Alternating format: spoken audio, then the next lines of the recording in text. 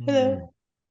Welcome to the event tonight. If anyone wants to, this is our social portion for the first 15 minutes. So if anyone wants to introduce yourselves and where you're connecting from and what interests you in tonight's topic, we would love to hear from you. Hi, my name's Anna, and I'm calling from Toronto. And I'm just interested in hearing other people's perspectives on this war because there's so much information. I can't tell what's propaganda, what's real, what's really going on. Thank you.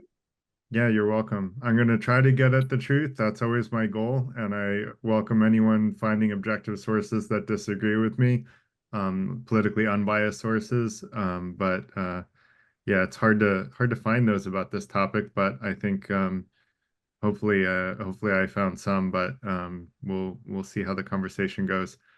Um, Hi Garrett, this is Hi, Jenny. how are you? I think I wanted to have this topic discussed, and I thank you so much for bringing it forward here. Thank you. Thank you for bringing it up. It's a really important topic. I'm glad you brought it up. Yeah, it's been a yeah, it's a topic of the century, I think, in my opinion.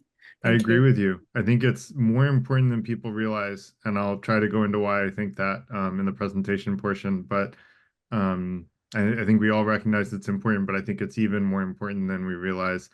And I'm going to Yeah, also try to provide historical context for all of this. Going to go into a lot of history tonight, actually. thank you again. Okay, bye-bye. Yeah, thank you. Dave Didamore from Tacoma, Washington, a member of Friends for Peace. And we advocate resolving disputes between countries without using war and violence. But the couple things we got going on now, Ukraine and Israel-Palestine, is bringing up some divisions. We're talking about justified wars. And I disagree with a lot of the folks that call ourselves liberals. Because aren't easy answers. And yeah, I know a little bit of the background, but yeah, I'd be glad to be part of the discussion. Because I agree with Garrett, it's very important. I'm glad we get a chance to hash it over because I think it's very good to talk about things and decide what is real and what is, fake news or distortions. But anyway, looking forward to a nice discussion tonight. Thank you. Good to see you again, Dave. Um, Let me make Willie make you a moderator and Kay. If there's anyone that I missed as a moderator, let me know. But anyone else that wants to introduce themselves and where you're connecting from, ideally, and what interests you Oh, in yeah, the topic. yes. Let me say one thing quickly. From Yeah. Japan, and this is the morning. It's 9 o'clock, close 9 o'clock. It's nice to use my language knowledge, English. I use it for when I was working. I'm now retired, and I worked with the Americans overseas. I remember these days, so I can talk about this important thing. But I listen to you people. I'm so curious how you respond to this theme. Thank you very much. Great. Konnichiwa, Ishida-sama. Was that right? Was that Yeah. respectful? Yeah, beautiful. Okay. Great. And that's all I got in a few other words in Japanese, but not much. Very beautiful pronunciation. Friendly, so nice. Arigato gozaimasu. Again. Great, great. Who else wants to introduce themselves and where you're connecting from and what interests you in tonight's topic? Hi, my name's Len Berman. I'm from New York, the city, actually Brooklyn, and I am a member of Brooklyn for Peace and have, very interested in peace, and we don't have any in Ukraine, and I'm interested in trying to understand why people think it's worthwhile to go to war. So I'm here for that reason. Great. I'm going to try to give an answer to that, Len, and I will be very eagerly interested in your feedback after I present it. Most importantly, if you disagree with me, that's what I'm the most interested in. But if you agree, that's great too. But Thanks for coming. And anyone else? And by the way, we have New York City events, Len. Just so you know, I'll put the links to the FTI, and if I'll also put my email in if you want. I can add you to the email list for the New York City in-person events, which we do every month. So if you're interested in that. Great, thank you. I will. Hi, Cool. Lynn. I'm ex-Brooklynite. This is Jenny. I used to live in Park Slope for 15 years. So Nice to meet you. Brooklyn represent. I'm going to put some links about the FTI in the chat as well. Anyone else want to introduce yourself and what brings you to tonight's event and where you're connecting from? My name is Vasilka. I'm calling from Toronto, and I'm by origin Croatian, very familiar with Russian history and culture. And joining this discussion, of course, because we are having here nuclear powers of the world involved in this conflict, so anything can happen. Well, I am very interested to hear whether or not I get anything wrong in the Russian history. I try to do enough research, but like history goes back a long time, especially Russian history. So Russian and Ukrainian history goes back a long time. So let me know if I got anything wrong, but hopefully I didn't. So Sean, how are you? Fine. Did you want to say hi? I saw you waving, so that's why. No, I just have everyone. Yeah, everybody Okay. knows me. I think I don't need myself. You're a regular. It's good to see you again, Sean. Yeah. I'll go. Yeah, go ahead, Michael. My name's Michael. I live in central New Jersey. I've been coming to these for quite a while. I'm a member of the FTI, which I find very rewarding. Whenever I can, I go to the meetings in New York City, which are really very good because we can get to sit around the table, have something to eat, drink, talk in a real live format. I always find those rewarding, and I would recommend everybody to look into joining the FTI. I found it very rewarding. Thank you, Michael. And for those interested, the link that I posted in the chat has more information about the FTI, including information about membership for anyone interested. It is free to be a member of the FTI right now. That may not always be the case, but right now it's free. So good time to join. Anyone else want to introduce yourself and what interests you in tonight's topic and where you're connecting from?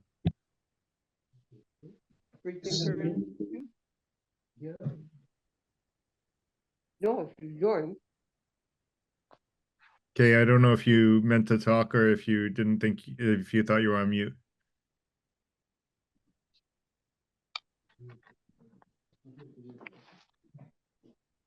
I'll speak if no one else wants to go. Go ahead, Will. Hi, I'm Will. I'm on the sunny coast, east coast of Australia. And a bit about me, I've written a screenplay, the most comprehensive account of Charles Darwin's On the Origin of Species by Means of Natural Selection, which I finished about a month ago. It's an award-winning screenplay, so I'm looking to shop it around in the industry, which is another game altogether, non-creative, more business style, which is a writer's nightmare, but that's part of the game. And I'm interested in this conflict because I saw images of, when this war started and Russia started bombing Ukraine, one of the saddest images I've ever seen, it's one of those things that just sticks in your mind forever. And it was a woman, a new mother, and she was holding her dead baby. And the look on her face was just emblazoned in my brain, that look of just despondency. And I thought, this is what humans do to each other. They kill babies. And we're just so vicious. And then I sent a letter I saw that they were bombing hospitals as well. And in the maternity wards, they were putting up curtains to stop the shrapnel coming in from the broken glass. Curtains and sheets and blankets to stop the shrapnel coming in. And I thought, well, that's not going to stop bomb shrapnel. So I sent all the hospitals in Ukraine letters telling them that they needed to take doors off storerooms and things like that in the internal structure of the hospitals and put them up as cladding. And one of them actually responded. Most couldn't get through because all the internet was down when Russia started bombing. But one of them responded and said, "Thanks for your caring." And it was quite a poignant moment for me. And anyway, the lesson to me is just the horrors that humans can incite on each other. And that's why I wrote my screenplay about the origins of species. Because I think we forget that we come from a long line of vicious warlike ancestors. So I wrote my movie to show that. And when I won the award through Screen Queensland here in Australia, I had a 1-hour consultation with a Hollywood producer who was the script scout for the movie Amelie, which was an Academy Award nominated for Best Foreign Film 2004. And she told me most people, when they go to the movies, they want to be entertained. They don't want a lestry on the history of the philosophy of science, which is kind of a little bit of what my movie goes into with how Darwin came up with his On the Origin of Species via means of natural selection. So I've dumbed it down as much as I can to present it to the public, because I want to get this message out that we are apes. We are in the zoological classification of apes, and I think the more we accept that, the more we can make the world a better place, because we can see why we do what we do. Thank you. Yeah, thanks, Will. I think there's great debate about whether or not we're a truly violent species from the beginning. I don't know if you ever read that book that I recommended last week, Will, or like looked into it.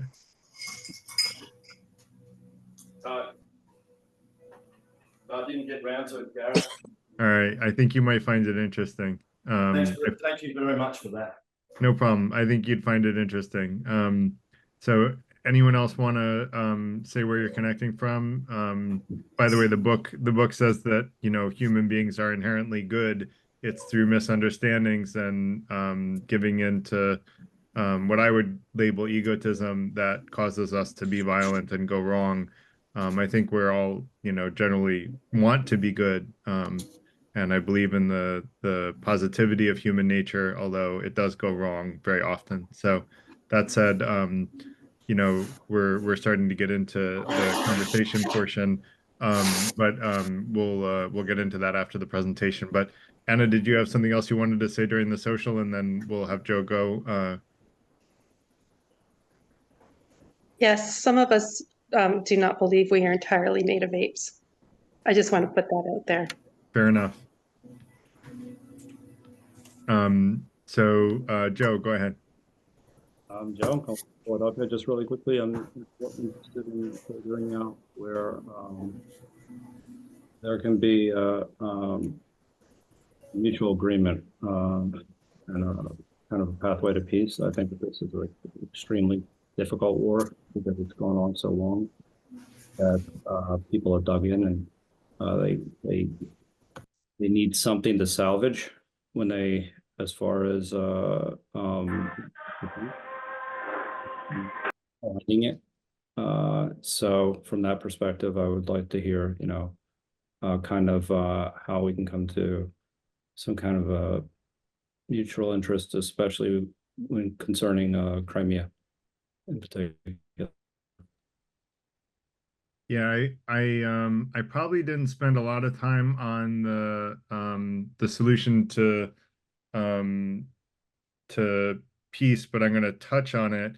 The first event that I held in 2023 was on my solution to ending unjust wars, which some of you might have come to, but probably not most of you. I will touch on it at the end, but I won't be able to go into it in a lot of depth because the focus will be on setting the stage for the Russia-Ukrainian history and conflict, and giving it a context that we can so that we can better understand what's going on within a historical context. But then I'm also going to talk about it within a modern context. Dave, did you have something else for the social? And then we're going to get started in the presentation in 1 minute. I'll let Dave and Jenny go, and then we'll get started. Yeah, quickly, you said something about a book about peace, I believe. Are you talking about Better Angels of Our Nature? I don't think that was it, but I'm glad you brought that one up. I would quickly say that's a scientific proof that war and violence are actually decreasing over time. And the thing is, we live in a media universe where it bleeds, it leads, and we just see nothing but bad news. So that's why we all think the world's going to heck in a handbasket. Thank you. Yeah, the book I was actually thinking of is called Humankind, which talks about how human beings are inherently good, not evil. And then the other one that's good is Steven Pinker's book, I think it's Enlightenment Now, which also talks about exactly what you're referring to there, Dave. I don't know which of them came up with it first, but it's sort of a long view arc of history and showing how we live in the safest, healthiest, wealthiest world that humanity has ever known. But yeah, the news tells us about all of the murders that happen every day, but they're far less frequent than they ever were any other point in history. That said, Ginny and then Richard, and then let's get started on the presentation because I want to have enough time for lots of conversation. Right. Very quickly, Garrett. So yeah, I agree with you, Garrett, that human race is basically good. It's that very small percentage of human beings who are aggressive, egotistical, and they lead the rest of human race astray. That's the way I see it. Got it. Thank you. Thanks. Richard, go ahead. Good to see you.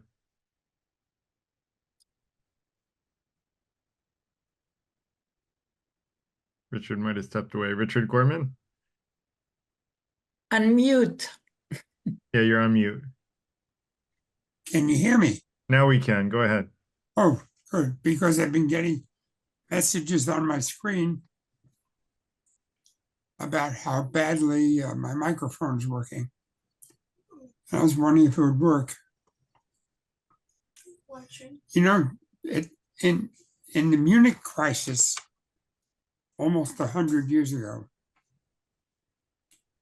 the English Prime Minister said, why should we risk going to war for a country far away, a small country far away? And it is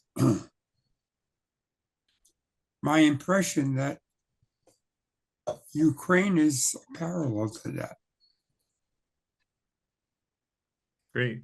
Thanks, Richard. I'm going to try to make a good argument that there is a reason to go to war, not to go to war, but to defend against war. I don't think that there's any reason to go to war in 99% of cases, but there is that 1% like World War II that made sense. But anyway, let's go ahead and start with the presentation. I'm gonna, oh, actually, I forgot. You guys all introduced yourselves. I should introduce myself, right? So my name's Garrett Lang. I'm tonight's host. I'm a software developer turned software inventor, which is what I've done most of my career. Now I'm an entrepreneur for the last 6 or 7 years.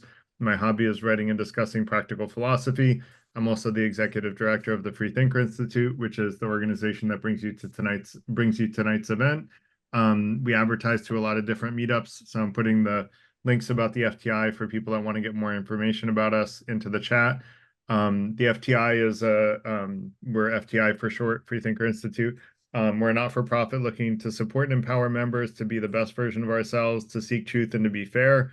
And we do that through transformational personal and professional development. We have free events like this one every Tuesday evening, covering a wide range of topics not typically covered in academia or industry. And then we have weekly members-only events that Michael alluded to enjoying, where we talk about how to apply practical wisdom into our daily lives. and we have only one rule in the FTI, and tonight is an unusually divisive subject, and so I'm going to ask everyone to follow it very carefully, and that is to remain polite. We all learn more by stating our opinions politely, and we also learn more by doing what I call listening to understand, which is where we listen more to people that we disagree with rather than tell them why they're wrong and why we're right. We don't learn much from that. We learn far more by listening to those with different perspectives. So let's try to listen with empathy to those who differ from us. I'll try to do the same and ask curious questions to the people who disagree with me. I always try to give an objective stance, but there will be a side presented that, along with a rationale. And more interesting than whether or not you agree or disagree with me, I care more about the whys. And it's not just about me, it's about of anyone. And in the conversation portion, we'll all get the chance to interact with each other. And for now, I'm going to do the presentation, and people, by popular opinion, have asked to hold questions till the end. And so I'll do the presentation. I think I have, 15 slides. So not a lot of slides, but a lot to say on those slides. There's a lot of history, as I said, between the Ukraine and Russia. And I'm going to go back to sort of the beginnings of structured civilization in both. And so there will be a fair amount of history covered. But then I'm going to try to put it into how can I say this? It's an 80-20 rule. I'm going to spend 80% of the time on history. And then I'm going to tell you that the 20% final content is the most important content. And so, pay the most attention there. But that said, the 20% of content at the end has 80% of the impact, in my opinion. But I do think historical context is important. So I wanted to set a historical context, and Basilka, is that right, is going to hold me accountable if I get any of the history wrong. So because she probably knows Russian history better than me, but I did research for this for quite a number of hours. So hopefully this will provide insights into the history of the area. I certainly learned a lot by researching, so hopefully you guys will from the presentation as well. And then I'll add my own opinions at the end after trying to give what I think is an objective account of the history with a little bit of color. I like to add a little bit of color. So that said, we're going to talk about lots of Ukraine-Russia history, and then we'll talk about the two moves of chess, Russia's first move in invading the Ukraine, and then the NATO response to that. And then what are the implications on this crisis? I'm going to call it a crisis. I think it is. And I'll explain why I think it's a crisis. And we'll talk about the implications for ending unjust wars in line with the presentation that I gave first week of last year. So I'm going to start from before the 9th century. I think that's supposed to say BC, actually. Oh no, before the 9th century AD. So starting from Neolithic and early settlements. Wait a minute. Where are all my slide notes? Hang on one second. I have a small crisis because I had lots of slide notes in here and I can't seem to see them.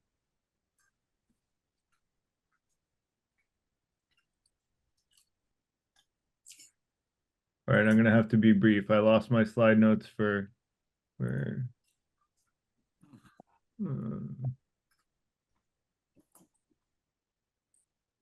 I don't know this history cold, so I'm going to try to do it as best I can from memory. And now I may well get some of this wrong, but let me try to be a little briefer than I would have been otherwise. And let me see if okay. So basically, in Neolithic and early settlements, I'm gonna be very brief on this because I don't know where my slide notes went. But Ukraine was basically inhabited by a variety of tribes, and there was no real central sense of identity. Garrett? Yeah. Garrett, sorry to interrupt, but you stopped sharing. Do you know that? Oh, no, thank you. I appreciate that. No worries. All right. So I don't know what happened to those slide notes. Basically from 5400 to 2700 BC, there were Neolithic and other early settlements. Then the Scythians and Samaritans came from 8th century to 4th century. There were Greek colonies, Goths and Huns, and then really the main thing that I want to talk about is the beginnings of the ancestors of modern day Ukrainians, Russians, and Belarusians is basically the East Slavic tribes. And so the East Slavic tribes were throughout all three of those countries and probably more. I only researched the Ukraine and Russia. And so I'm narrowly focused on the history of those two countries. But basically, the cultural commonality between the Ukraine and Russia goes all the way back to the 5th to 9th century. Now, the origins of the first East Slavic slate was actually and I might be pronouncing this wrong, Kievan Rus, and basically Varangians, which were actually Vikings from Scandinavia, were exerting influence over the Slavic tribes, and there was a regional historical chronicle called the Primary Chronicle, which is what claims that this is what happened, that the East Slavs basically invited the prince of the Vikings, the Scandinavian Vikings, whose name was Rurik, to establish order, and that basically created the beginnings of the Rurik dynasty, which eventually turned into Kievan Rus, and it was really the first united state of the East Slavic people. And interestingly, it was the cultural center of the East Slavic tribes at the time, and it was located in modern day Ukraine. So I say this tongue in cheek, and if there are any strongly pro-Russian folks, please don't take offense to this. But if we were to look at who has sovereignty back to the earliest history, actually it's the Ukraine that would have sovereignty over Russia, because the first structured essentially capital of the East Slavic tribes was in the Ukraine. I found that fascinating. And clearly that's not going to happen, nor do I think it should, by the way. I want to give that caveat. I'm not saying the Ukraine should run Russia, not at all. I'm just saying I found it fascinating that if you go back into history, because some people like to say, and I think Russia likes to say, the Ukraine used to be under Russian influence, and I will go into that. It was for a period of time, and we'll go into that. But actually, if we go all the way back to the beginning, it was Ukraine that had more influence in the early days, the very early days, right? 9th century AD. So that said, a lot has changed since then, and it won't be the first time I say a lot has changed since then. And so let's go into the succession after the Kievan Rus up until the Russian Empire. So Galicia, and I'm probably butchering these names, and I apologize for that. Volhynia, basically after the decline of Kievan Rus from Mongol and there was a basically Galicia before that. Galicia, Volhynia emerged as a notable state, what is now Western Ukraine. There was basically a significant degree of independence, but there was also influence from stronger neighboring states, including Poland, Hungary, and the Mongol Empire. So the Mongols invaded, in the 13th century, which led to a decline of the Kievan Rus and the Galicia, Volhynia influence. And then subsequently, a lot of the territory that's now Ukraine became under control of the Grand Duchy of Lithuania, and later the Polish-Lithuanian Commonwealth. So Ukraine started as independent. It's gone back and forth as independent and influenced by stronger neighbors. Pretty much throughout its history, you'll see us go back and forth throughout the history between that dichotomy. So this is not a new thing for the Ukraine. So Cossack Hetmanate, which emerged following the uprising against Polish rule, was a Cossack state, which is in what's now central Ukraine. And while there were periods of autonomy, it was a significant regional power, but it was often under the influence of larger neighbors like the Polish-Lithuanian Commonwealth, the Ottoman Empire, and Russia. Now, part of the Polish-Lithuanian Commonwealth, before becoming part of the Russian Empire, much of what's now in the Ukraine was part of the Polish-Lithuanian Commonwealth, and it had a lot of autonomy, even though it wasn't an independent state under the Polish-Lithuanian Commonwealth. Now, the Russian Empire used a combination of military and diplomatic efforts to incorporate the Ukraine into the Russian Empire, and it began to Russify the Ukraine to make it more homogenous with the rest of the Russian Empire. Now, let's talk about Russification. There was a focus on, one of the primary focuses is on focusing on the Russian language over local languages. And the idea was to make it the official language of the administration, education, public life, and often at the expense of native languages, to incorporate it more fully into the Russian Empire. From a cultural and religious perspective, there was a desire to promote Russian culture, customs, and in some historical contexts, the Russian Orthodox Church, which can include, disseminating Russian literature, music, art, religious practices, as well as the suppression or marginalization of local cultural and religious expressions. Now, from an education and media perspective, the education system is like a very natural choice to influence a culture. I would say that's natural because that's where children are the most influential in society.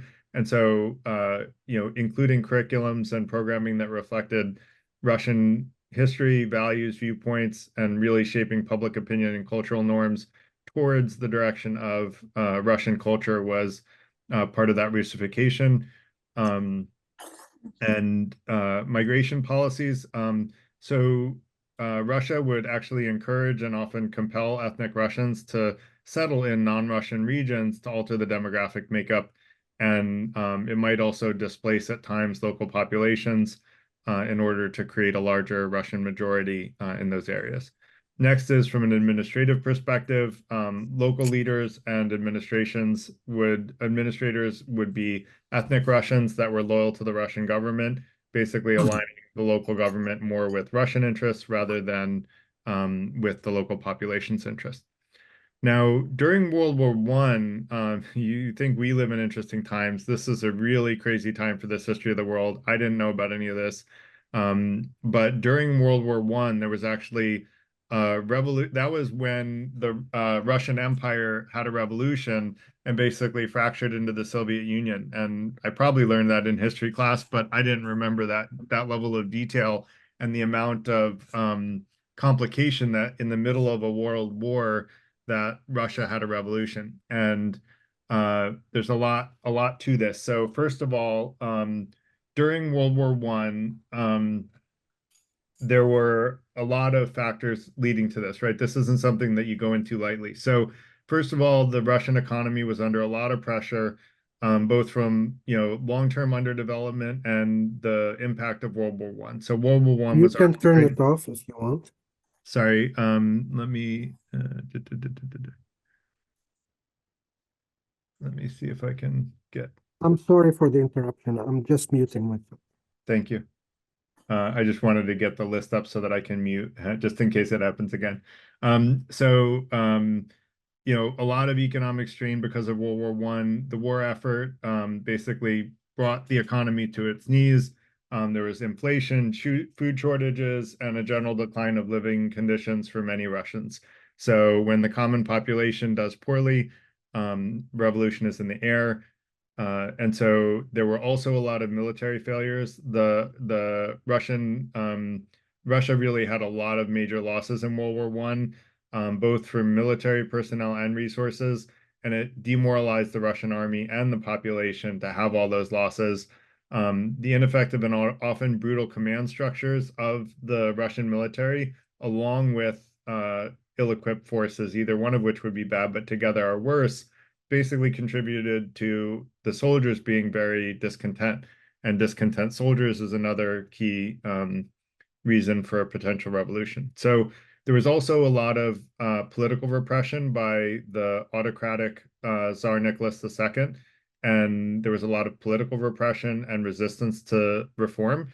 So the autocrat was doing a bad job and basically tried to, put down everybody who questioned, could it be done better? And that created a lot of dissatisfaction amongst Russian society, from, peasants, workers, the intelligentsia, like the aristocracy even was affected by this. So pretty much everybody just about was unhappy in Russia, which of course naturally created a lot of social unrest. There was a huge amount of people, the peasant class living in poverty, a small elite controlling most of the wealth and power. The rapid industrialization in the late 19th and 20th centuries led to a growth of the urban working class, who were working under harsh conditions and were politically radicalized. Now, ideologically, there were socialist and Marxist ideologies gaining a lot of traction in Russia. The Bolsheviks, led by Lenin, Vladimir Lenin, and other revolutionary groups, were really trying to spread their ideas and capitalize on the fact that everybody was upset, right?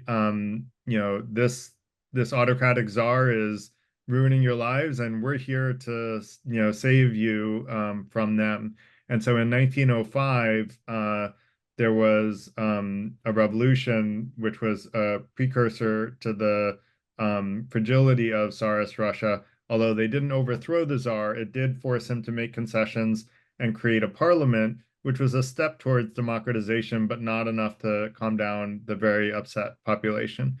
So World War I was basically a catalyst that brought all of this to a head, and the military failures were basically attributed to the autocratic government, the Tsar's government, basically discrediting it to the point where the population said, we're going to revolt. The Tsar, pretty much because there was no other choice, he abdicated, stepped down, but that didn't calm people down. And so the Bolsheviks basically seized power in the 1917 revolution. And so, as you can see, it was a very interesting time in Russia in World War I.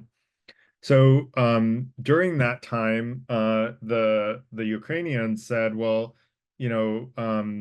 the Russians had a revolution, and the Ukraine was under Russian influence. Well, the Ukrainians basically said, well, we want our freedom. And so they declared autonomy and created the Ukrainian People's Republic within a federated Russia, which was a significant step towards self-government. It's not total autonomy, but the Bolshevik, but it was sort of a step towards saying that they wanted to be autonomous.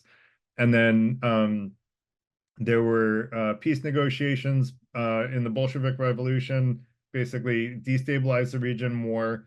The subsequent peace negotiations between the Central Powers and the Bolshevik government led to a treaty of Brest-Litovsk. I'm sorry, I'm not a good at pronouncing these. In 1918, which recognized the independence of the Ukraine. However, the independence was very short-lived. Following the treaty, German and Austrian forces entered Ukraine. So again, powerful neighbors step in. Supposedly they were there to support the independence, but actually they were just trying to get food supplies for the war efforts. Their presence led to political instability. At that point, in April of 1918, the Central Rada was overthrown and established the Ukrainian state, the Hetmanate. His rule was characterized by efforts to stabilize the country and build state institutions, but was also marked by dependence on the Central Powers. He was German and Austrian backed. And after defeat in World War I, his regime collapsed, and the Directorate, which was a provisional government, took over, reinstating the Ukrainian People's Republic. So the Ukrainian-Soviet War and Western Ukrainian People's Republic was the next sort of phase. Concurrently, basically, the Western Ukrainian People's Republic was proclaimed the former Austro-Hungarian territory, proclaimed in the former Austro-Hungarian Austro-Hungarian territories. It eventually united with the Ukrainian People's Republic, but both were had military challenges from Poland and the advancing Bolshevik Red Army. The Bolsheviks were really gathering strength in Russia and saw the Ukraine as a crucial region, both strategically and economically, which led to the Ukrainian-Soviet War, where the Ukrainian forces fought for independence but lost against the Red Army. Now, Polish-Ukrainian War, so you can see this is, going back now very, there's a lot of back and forth between Ukrainian independence and rule by Russia. So Polish-Ukrainian War over the control of Lviv and Eastern Galicia and subsequent advance of the Bolshevik forces complicates things, and basically much of the Ukraine's territory was under Soviet control at the end of all this, leading to incorporation into the Soviet Union. So starting from losing to the Red Army all the way up until independence yet again, basically the 1920s brought about Ukrainization, which is kind of the opposite of Russification, where they were having a policy of promoting the Ukrainian language, culture, having self-governance within the Soviet framework. And there was a revival of Ukrainian culture within the Soviet framework in the 1920s, up until the 1930s, when Stalin basically repressed the Ukrainians and led to a great man-made famine called the Holodomor, which caused millions of deaths in the Ukraine from forced collectivization of agriculture and grain requisitioning. And there was also a lot of political repression and purges of Ukrainian intellectuals and politicians, the types of things that you hear about from the Stalin regime. So in World War II, Ukraine was a major battleground, lots of destruction and loss of life. Parts of Western Ukraine under Polish control until 1939 were annexed by the Soviet Union. Following the war, the Ukrainian nationalist movement continued to resist Soviet rule, but eventually they were suppressed. Russia is bigger and more powerful. And so post-war saw extensive reconstruction, but renewed emphasis on Russification. The Russian culture and language were being promoted over Ukrainian. Now, in 1954, there was something called the Transfer of Crimea. Not super important, but it was a technicality where Russia gave Crimea to the Ukraine, but it was all still run by Russia anyway. So it was more or less, everything was in Soviet hands either way, but it was sort of when Crimea was transferred to the Ukraine, which I found interesting. Stagnation and descent in the 1960s to 1980s.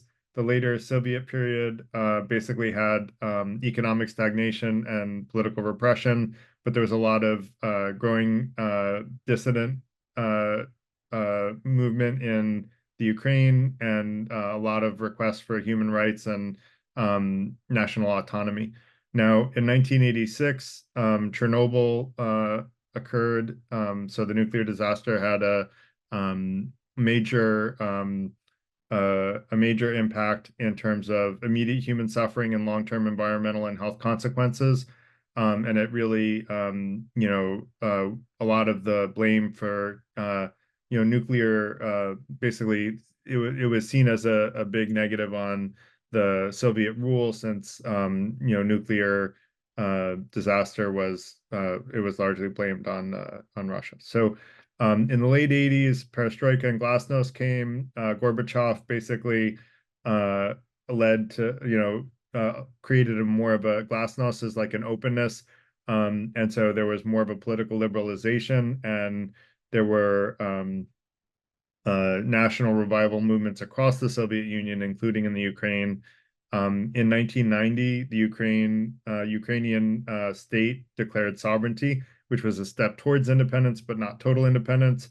And then following a failed coup attempt in Moscow in 1991, the Ukraine declared full independence in December of 91, and a referendum was held where over 90% of Ukrainians, that's not a small majority, over 90% of Ukrainians voted in favor of the Declaration of Independence. I don't think the U.S. had that high of a percentage when we declared independence, quite frankly. I don't think there was a referendum, but if there had been, there were probably a lot more English loyalists back in the colonies then. So that said, I digress. But the Budapest Memorandum is probably the first thing that really impacts the modern dialogue. And so if you look at the Soviet collapse in 91, Ukraine basically inherited the third largest nuclear weapons arsenal in the world, and including intercontinental ballistic missiles and strategic bombers. And it was a new state and not one that was used to having autonomy in the very recent history, right, in the time range of people's lives. So there were a lot of international concerns about all those nuclear weapons being in the hands of the Ukraine. And so basically the Ukraine was pressured, because people didn't want Ukraine to have those nuclear weapons. They were pressured to denuclearize. And so both the US and Russia were pressuring the Ukraine to denuclearize. And Ukraine only asked for one thing in order to agree. And what they said is, leave our borders alone, let us be autonomous. And as long as we'll be autonomous, we will give up the nuclear weapons. And so that was the Budapest Memorandum in 1994. Ukraine agreed to give up all the nuclear weapons to Russia for them to be dismantled. And in exchange for that, the Ukraine, Russia, and the United Kingdom and the United States all agreed to leave the Ukraine's borders exactly where they were and not have any military invasions or any of those shenanigans. And the key provision was no threat or use of force against Ukraine's territorial integrity and independence, and also assured Ukraine against any economic coercion, and assuring it respect of sovereignty. And the only thing that the Ukraine had to do is give up the nuclear weapons. If I were Ukrainian at the time, that would have sounded like a pretty good deal, right? Ukraine has been looking for independence for a very long time. They have these nuclear weapons. They may have recognized themselves that they may not have been the best keeper of nuclear weapons, given that Chernobyl had happened fairly recently. I think it would be fair to say that maybe, being surrounded by a lot of nuclear warheads when you just had a nuclear meltdown at a plant that was supposed to be a controlled nuclear reaction might sound like a good deal. So they did come to that conclusion. They transferred the nuclear weapons to Russia. They were dismantled. Well, that was, I don't know, I didn't fact check that, but they were given to Russia, and then that was completed by 1996. Now, subsequent to that, it was seen as a successful effort at denuclearization and non-proliferation of nuclear weapons. However, we probably all know the history that in 2014, Russia violated the Budapest Memorandum and took over Crimea. Now, the explanation for that, I will go into in a little bit about why Russia said they did that. But they did go into the Crimea and basically take it back. Pretty much the international community, Russia, outside of the community that closely aligns with Russia across all things, has looked at the Crimea annexation. Annexation is kind of a nicer term for invasion, but so they looked at it as a violation of international law, a violation of the agreement that Russia signed up for with the Budapest Memorandum. So that was kind of, also, I did hear claims from friends that are pro-Russian that the Ukraine promised not to join NATO in the Budapest Memorandum. I could not find any independent sources that agree with that. If anyone has one, I would welcome reading an independent source that says that. But so far as I can tell, there has been no formal legal or commitment or promise from the Ukraine to not join NATO. I know Russia doesn't want the Ukraine to join NATO, but I have not heard of any actual legal commitment to not join them. So let's talk a little bit more about the annexation of Crimea. Why would Russia do this? You would think that you wouldn't want to just blatantly violate your international agreements, but basically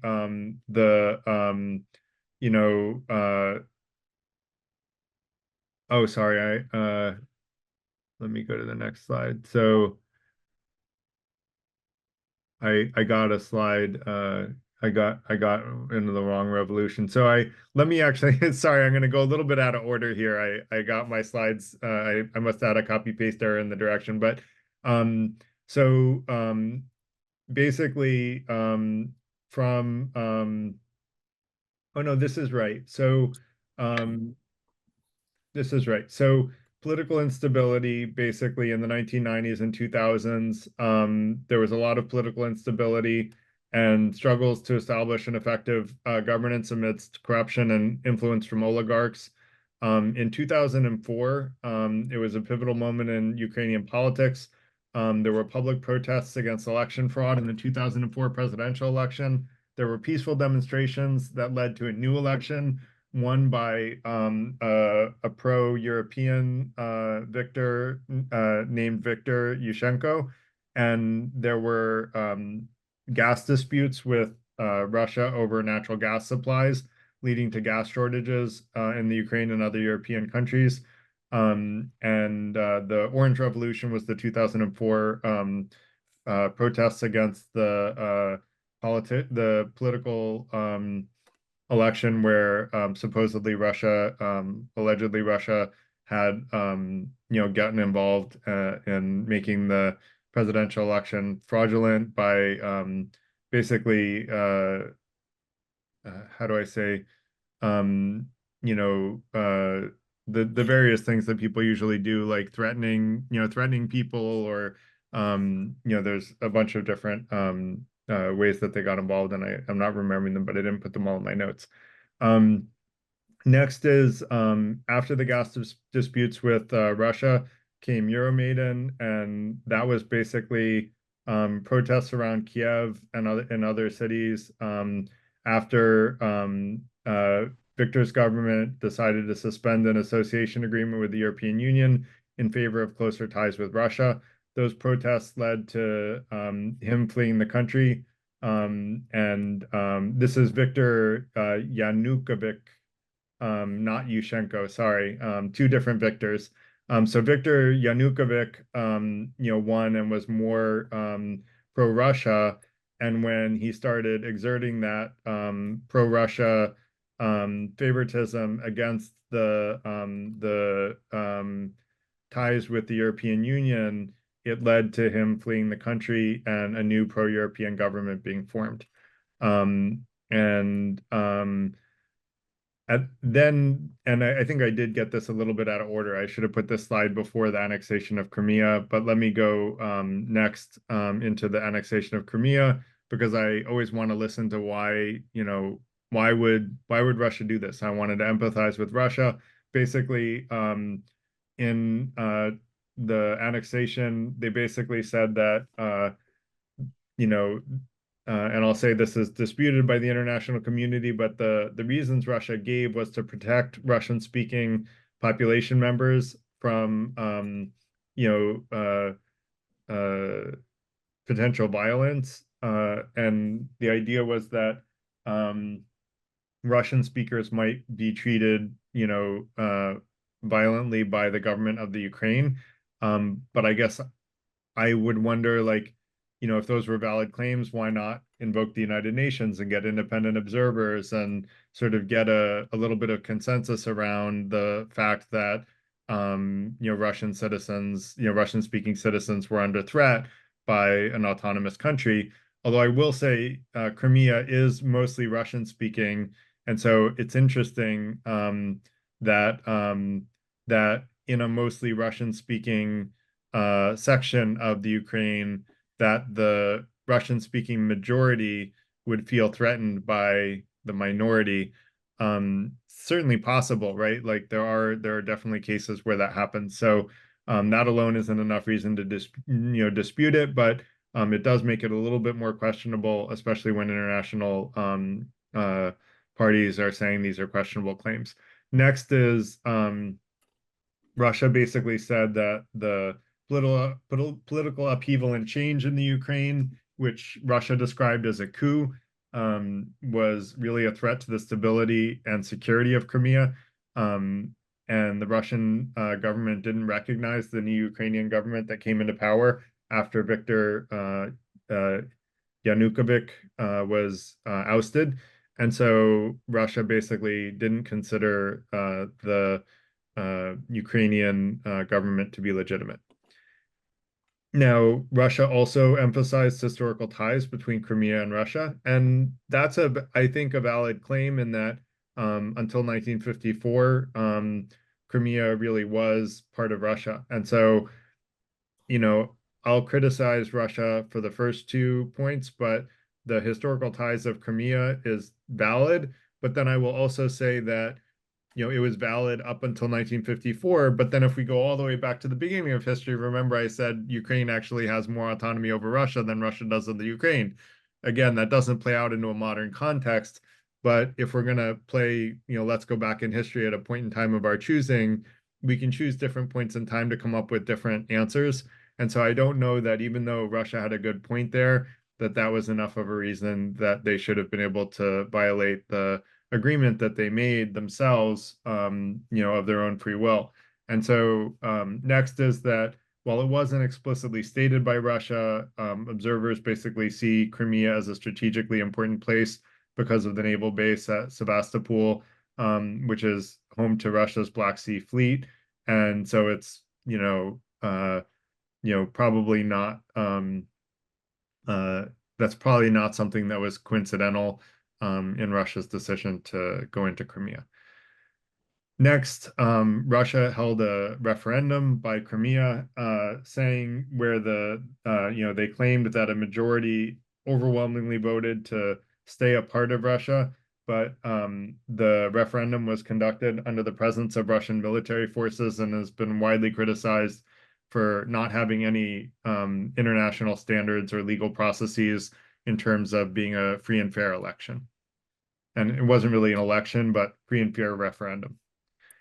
Next, the annexation was basically considered illegal. I think I already mentioned that by anyone that's not largely pro-Russia. Even independent people without a lot of stake in the game have basically criticized Russia for the annexation of Crimea.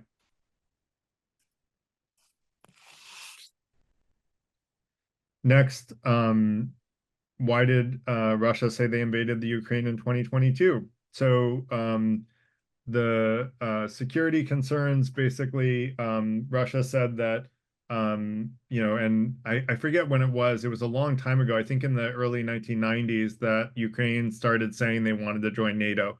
So that's not a new thing. That's been talked about for decades, almost 50 years now, 40 years or so, 30 years. And so that's not new, but there was Russia basically, because the Ukraine sits between Europe and Russia, it's kind of like a buffer between Russia and the NATO allies in Europe. And so Russia sees the possibility of the Ukraine joining NATO as a way of encroaching on its sphere of influence and a threat to its national security. Now, encroaching on its sphere of influence, I would agree that is an encroachment on its sphere of influence, because they're trying to influence the Ukraine, much to Ukraine's constant complaint for over 100 years now, probably longer than that, hundreds of almost a millennia. But I don't see how it could be a threat to Russia's national security. No one's going to invade Russia when they have the second biggest storehouse of nuclear weapons. So if anyone has insight into why Russia would see see Ukraine joining NATO as a national security threat. I would love to hear a better explanation for that. I didn't find one. The other reason given was Russia claimed that the Ukraine was that they were trying to denazify and the Ukraine, and that they were there were ties to the Nazis in the Ukrainian military, and that they were trying to demilitarize the Ukraine. I don't see, basically they said that the Ukraine was under the influence of neo-Nazi groups and nationalists that posed a threat to Russian speakers and ethnic Russians in the Ukraine. And I didn't see international agreement on those claims, but that was the reasons given by Russia.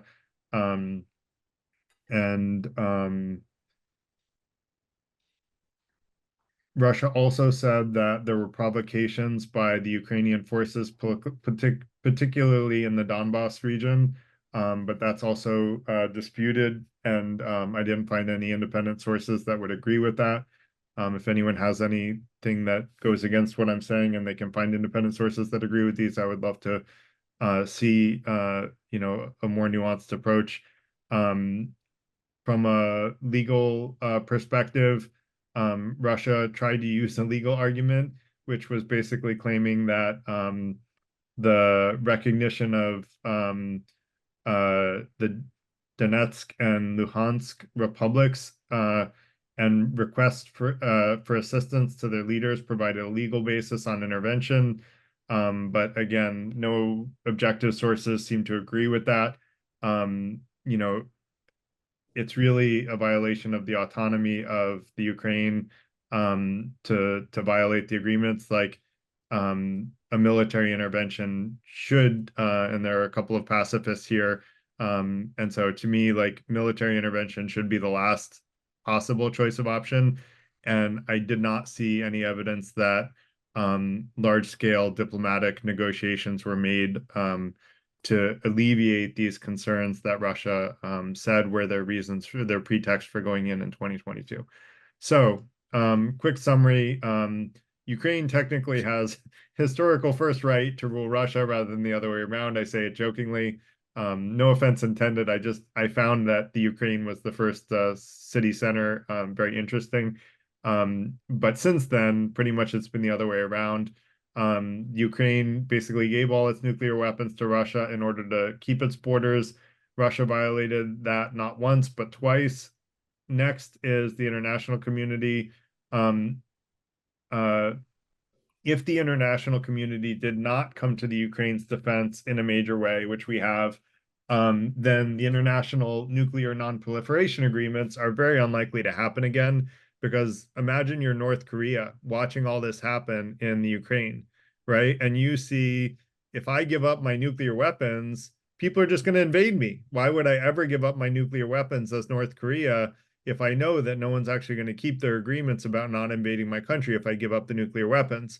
So immediately, by not coming to the Ukraines, even though I don't like war, when the war was starting out, I basically told friends, like, there's no way that Ukraine is going to be able to hold up here. Like, they should just give up and, make it peaceful and just let Russia take over. That was my opinion. Well, as I thought more about this situation, I realized that would not have been a good outcome, because if it had happened, and I didn't know all of this historical context when I said that, but that would basically make the chances of nuclear non-proliferation nearly impossible to come about again, because no one's going to actually trust someone who says, give us all your nukes and then we'll honor your borders, right? No one's going to give up their nuclear weapons if that's the way it works. Now, the second thing is, if NATO refuses to act when unjust wars are waged, why would China hesitate to invade Taiwan, right? And so there's an international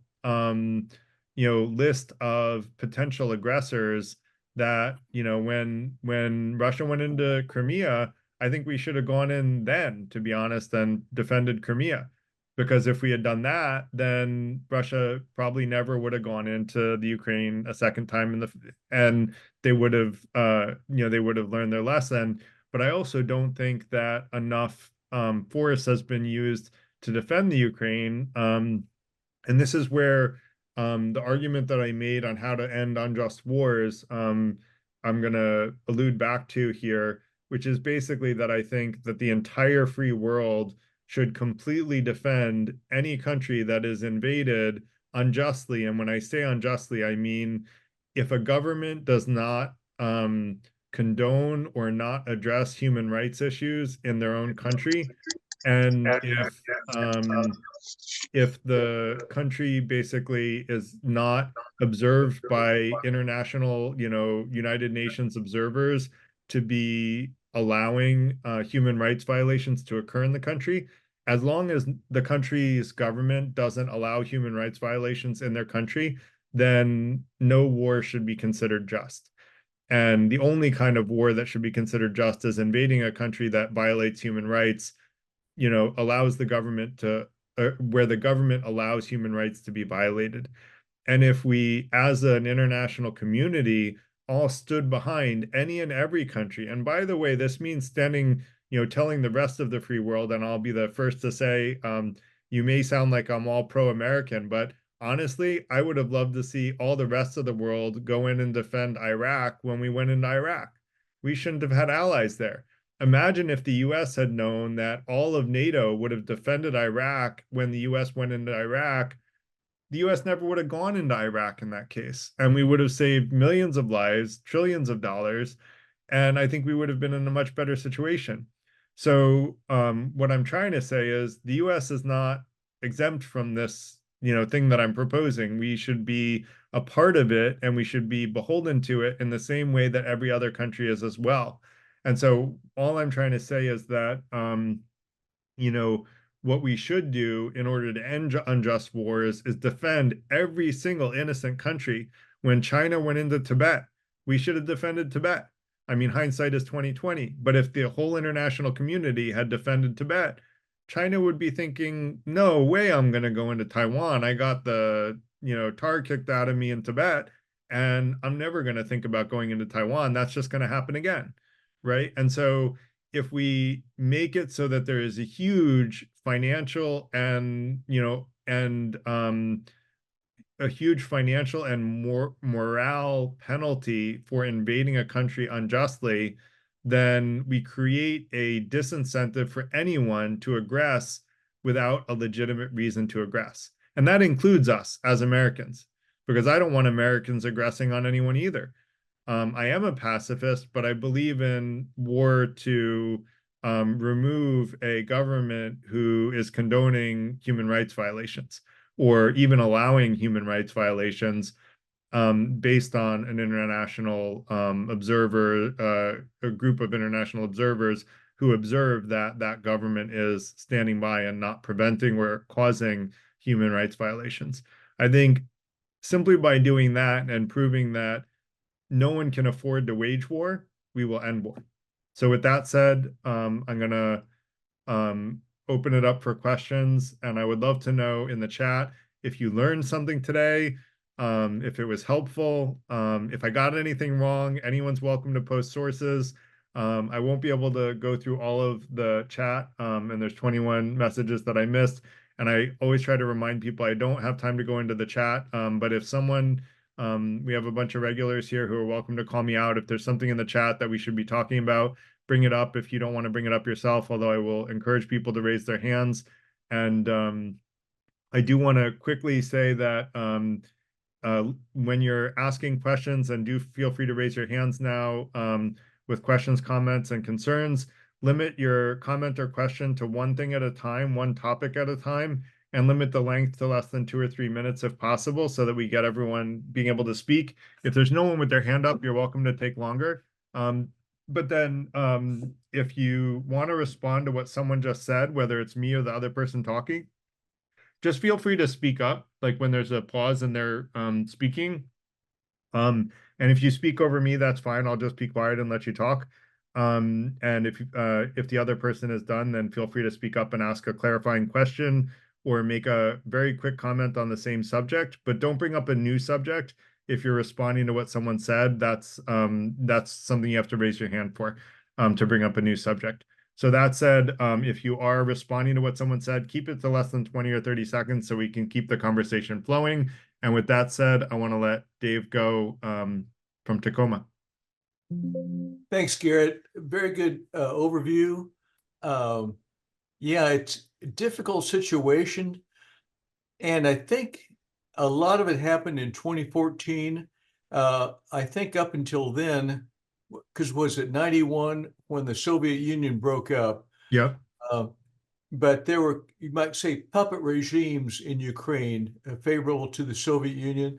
And I think 2014 is when there was a big rebellion there, because I thought that was the Orange Revolution. Apparently that was earlier.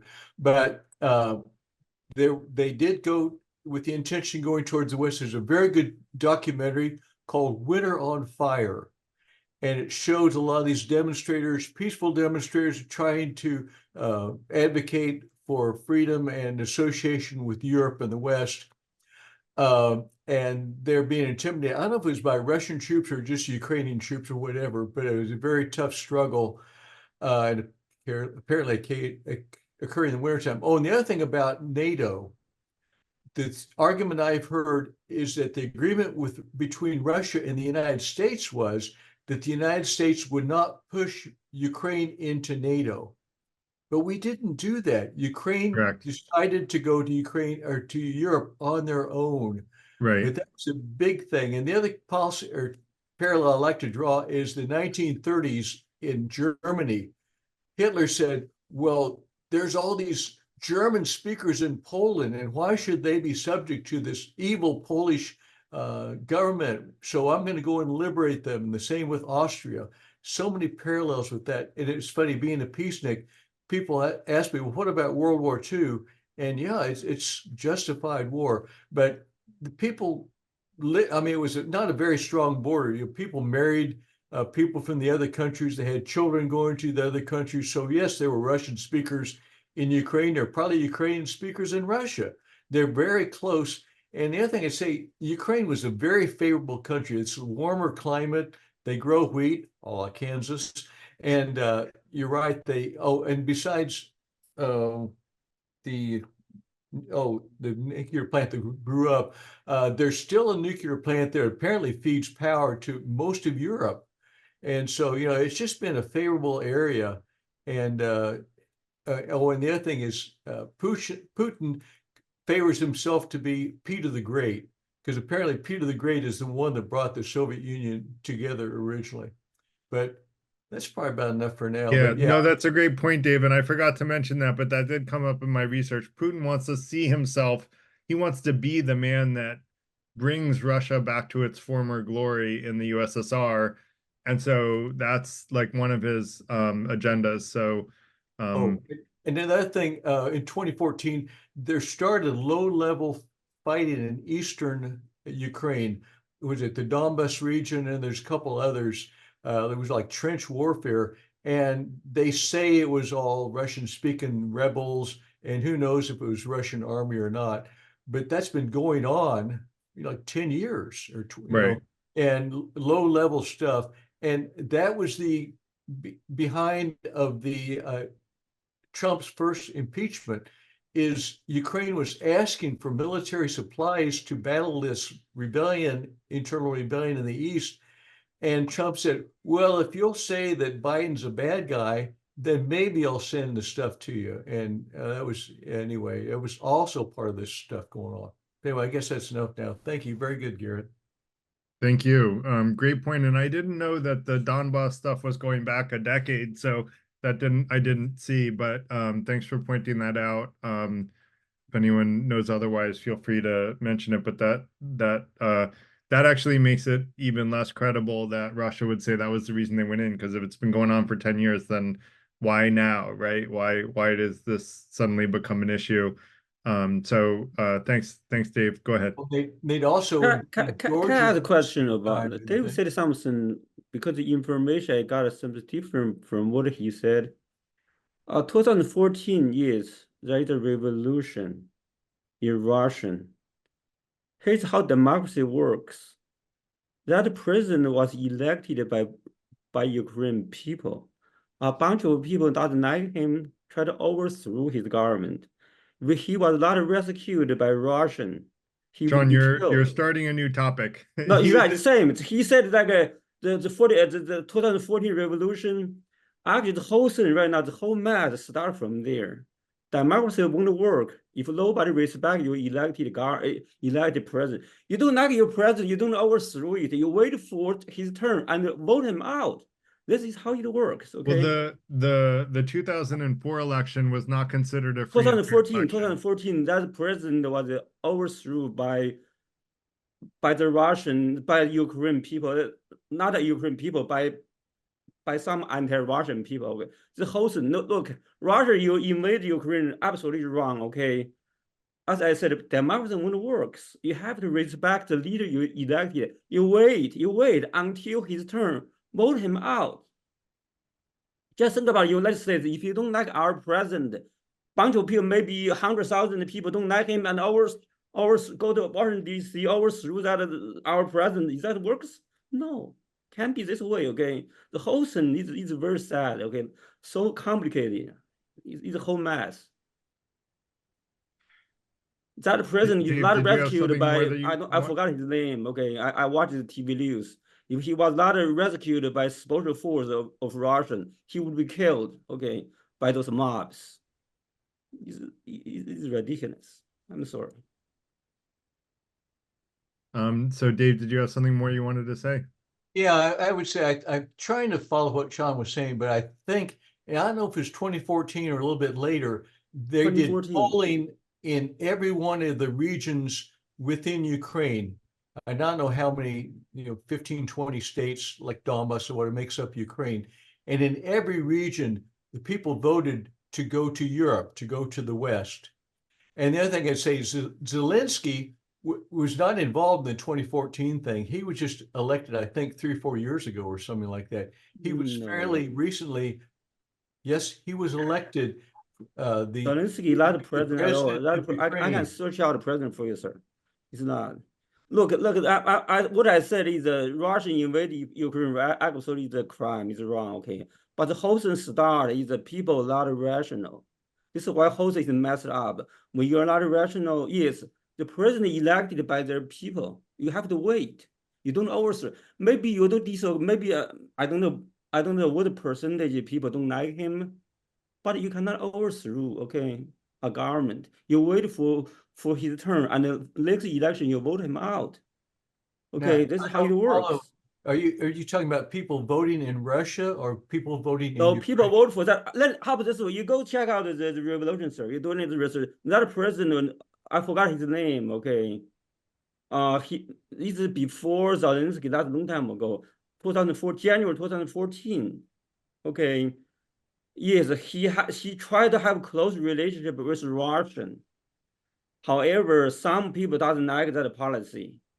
Everybody, a lot of people want to have close relationship with West European, which is understandable, of course.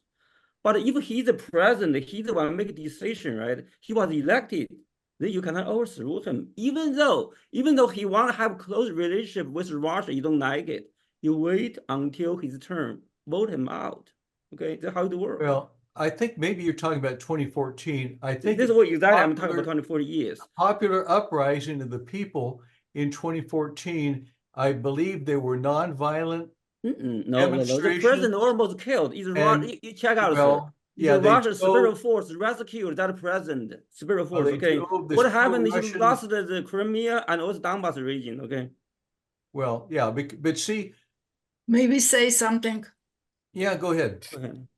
Yeah, I wanted, first of all, I wanted to give a short overview of about your introduction into Russian history. I see that you just to check, like if you want to respond to what was just discussed, do that. But we have hands up for for people to introduce new topics. So if this is on the existing topic and it's a comment of 20 seconds or less, then go for it. But if not, then I don't want to keep having like long conversations. No, I just wanted I wanted to say some things that you didn't say and which are very important. When your hand is first of all, the form of current of modern nations happened in the 19th century. So while you tend to say that Kiev and Rus came into being in Ukraine, so Ukrainians have, there was no Ukrainians at that point. There were some Slavic tribes which eventually became Russians, Ukrainians, and Belarusians. I want to hear what you have to say, but we have people that have hands up before you. Ginny, yeah, but there are some. You will definitely get to say them. So you'll definitely get to say them. We just have one person in front of you. I want to hear what you have to say, but I also don't want to be violating our own rules, which is to go in the order of hands for introducing new topics. So you'll definitely get to talk, and very soon, Ginny, go ahead.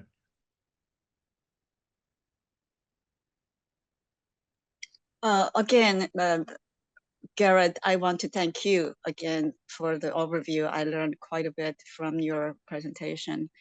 And I just want to, I almost feel like Russia, Putin in particular, has created a new infection. You know, it's like now we're having Israel, Palestine, and Pakistan. I mean, it's like, what is, I just feel like he started a 21st century war infections, which I find very disturbing. That's it. Thanks, Ginny. Basovcha, go ahead. Now I want to hear what you have to say. I wanted to hear it before, but I want to go in order. So Sure. No problem. So what I wanted to say is that there was one core of Slavic tribes that created, from which there was created the Kievan Rus. And so it should have, if everything, if there was no history, it would have been only one nation, which would be called probably Russian, because it was Kievan Rus, not Ukrainian, not Belarusian. But I mean, those three nations are very, very similar. And they are coming out of the same core. Right. And now, because of history, because Russia was invaded by Mongols, here for 17th and 18th century, we have a Lithuanian-Polish Commonwealth. So Ukraine was under one influence, Russia was under Mongolian influence, then Russia again invaded all this Lithuanian Polish Commonwealth, and also spread it into the east, and then we had like Russian Empire. So the next thing, and the Russian Empire, probably Russification was because it was huge territory, and it was always difficult to govern that huge territory. So we have in Russian tradition or in Ukrainian tradition, or Belarusian, on that territory, we have this tradition of strong central rule, because it was a huge country, very difficult to rule. Now, when these republics were, I mean, before the First World War, we had the Russian Empire and German Reich actually were bordering on each other. You had only a couple of empires. The next one was Austro-Hungarian. And now we have this First World War, when these empires actually falling apart. And now Russian Empire, that was spreading to the borders of Germany, it's losing because they lost the war. They are losing all these territories, and there's a Brest-Litovsk Accord, according to which Lenin actually agreed to that Brest-Litovsk Accord, because to him it was more important the Bolshevik Revolution than the borders of Russia. So this border was moved to the east, and so you have creation of Poland and so on. And in 1922, Lenin actually created, I mean, it's not a result of Ukrainian. I mean, you have a tendency to actually conflict Russians and Ukrainians, while there wasn't anything like that, or at least not to that degree, because Lenin actually created in 1922 Sovietsky Savez, SSSR, where each nationality got its territory. So now there were formed Russia and Ukraine and Kazakhstan and Turkmenistan, this and that, where so each nation would have certain sovereignty inside confederation. Now, in the Second World War, so Stalin was ruling Russia, but when you say there was a Holodomor, like you want to say that Stalin was oppressing, which is very popular view, but basically that same famine was in Russia, in Ukraine, and in Kazakhstan. I mean, it was all over Soviet Union, but it was mostly expressed in those republics. So Russia was also one that was suffering famine. Then we have the Second World War, and as you know, I think that Stalin always had in mind that he lost a big portion of Russian Empire, whether justified or unjustified. I think it's fair that we created Poland and so on. However, not in his mind. So after he actually defeated the Germans, he moved the current border 100 kilometers into the west. So basically those, the western portion like Galicia and so on, many of I think there are about 5 provinces inside Ukraine. They are basically, they have a lot of Polish people, of Romanian, of Hungarian, and so on, because they are also parts of former Austro-Hungarian Empire. So now, now you have Ukrainian nationalism that's during the Second World War that's coming into Ukraine. And this guy Bandera is siding with Nazis. So he killed a lot of thousands of Polish people and so on. You're going Okay. on to a lot of topics, which I appreciate. But I want to say that this is very important. So these neo-Nazis are actually celebrating Bandera, who was Hitler's companion. You know, he was doing whatever Hitler was doing. He said, I'm going to kill Polish people, I'm going to kill Jewish people, and so on and so on. So now, after then, another important thing. In March of 1991, I have to ask you if you could let me just respond to what you said so far, because it's been, you know, probably over 5 minutes, and we try to keep it under 3 minutes per hand raised, and there's a lot of hands up. So I definitely want to let you speak again and raise your hand again and bring up the other issues. But I want to address a couple of the issues. I took a few notes. Actually, I didn't get a lot of notes. I was trying to listen, but you were saying that there's a strong tradition of central rule because it's a large country. Actually, the Mongol Empire was about 25% larger than Russia and was largely decentralized and used a lot of local autonomous leaders to rule much more effectively than a centralized government. The other thing about Stalin, the reason for the famine under Stalin is a lot of the very productive farmers were executed or deprived of their farms, so they could no longer produce food. And that's why there was a food shortage in the first place. The Ukraine would have had enough, the Ukraine and Russia would have had enough food if it weren't for that. But once the food shortage came, the Ukraine was deprived of its stores, and that's why there was so much of a famine in the Ukraine. The Ukraine has plenty of food on its own, but because of what happened under Stalin's rule, it didn't work out so nicely. Does that make sense? Do you disagree with any of those assertions? Well, I disagree because I mean that's one point of view, right? And my point is different because the Russian Empire and Mongol Empire that lasted only for 200 years are two different things, and maybe just this central rule made the Russian Empire last much longer. I mean, I don't want to dispute, but okay, let's say that there was a strong tradition of central rule in let's say Russian Empire, right?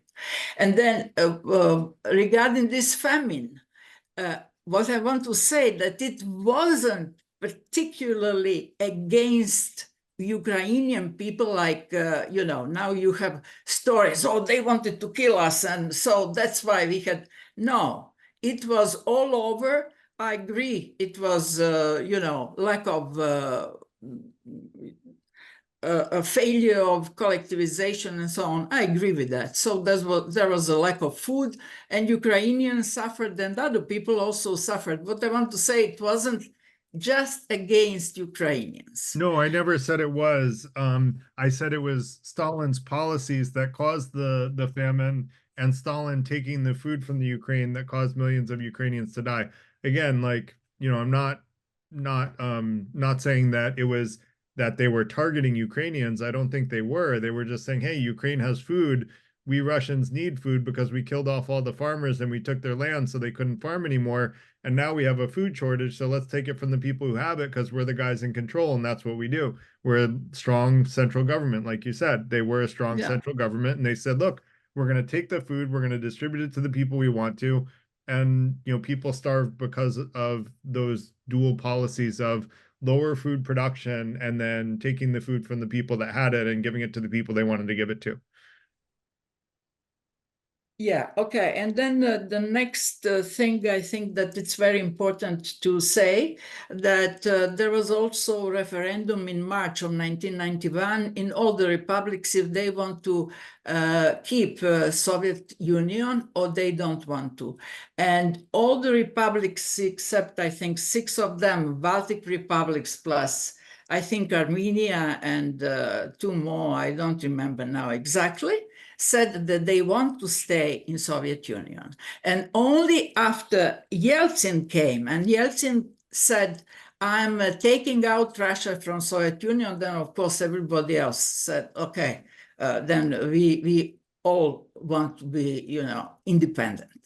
Then also, which is very important, is that Ukraine was never nuclear power. Yeah, Because I do want to let other people talk. I do want to hear what you have to say, but just one other comment. The Russian Empire was formed in 1721, so it's only a little over 200 years old. And actually, the Mongol Empire started in 1206 and went all the way until the 16th century in some parts of it. So the Mongol Empire lasted much longer than the Russian Empire has even existed at this point. And who knows how much longer the Russian Empire or Russia will last. But if we could, Basilka, let's let Michael go. I just raise your hand again. I want to hear from you. You have great things to say. I really want to hear them, especially because you disagree with me. I want to hear your perspective more, but I want to go back and forth so that we understand each other's perspectives better. If you don't mind, I want to let Michael go and we'll get through the hands and then we'll come right back to you. Okay. Sure. Thank you so much for your comments. I really appreciate them. Michael, go ahead. Hi, Garrett. Hi, everyone. Good to see you. Thank you. Same here. Just raise your hand again, Basilka. I put it down so that you'll go back into line. So just raise it again. Go ahead, Michael. So just a few general comments. I have a hypothesis why this war got started and who's benefiting from it. But I think one way to look at this is who's really benefiting from this. And then you can look for the small evidence. Number two, the public information, the geopolitics wars are not fought based on the available public information that both sides use. And take your pick who the both sides are of this issue are. So when our assertion is purely based on the publicly available information, especially near-term publicly available information, we always, in my opinion, arrive at the wrong conclusion. Third, I mean, these, unless you know what I'm talking about, may more than likely not make sense. Third, at the beginning of the war, Putin offered a peace to Ukraine, and Zelensky, and the only requirement he had was Ukraine not to join NATO. If they're willing to accept not to join NATO, Putin and Russia would back off. Zelensky, there's public data available. I don't have it at my fingertips to send you the link. But Zelensky was ready to accept it. We told him, do not accept this. We have your back. You will win this war. This is publicly available information. And I think you just check ChatGPT-4.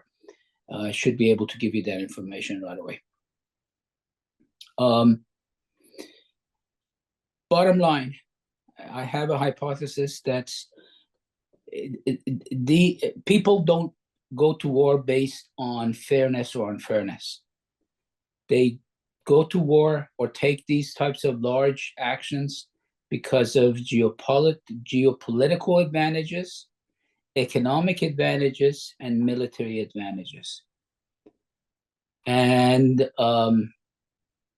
it was quite well known that Ukraine was Russia's red line. Look at every war that Russia has been involved with. Look at the path of attack to Russia. And whether Russia is a nuclear power or not, it's irrelevant. Just like we did not want Russia to have a base in Cuba, they did not want Ukraine to be part of NATO.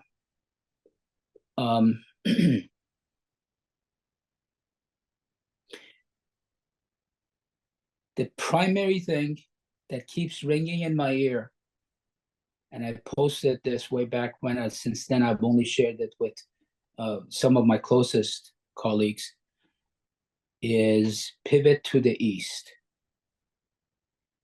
Look into what it takes for United States to pivot to the East.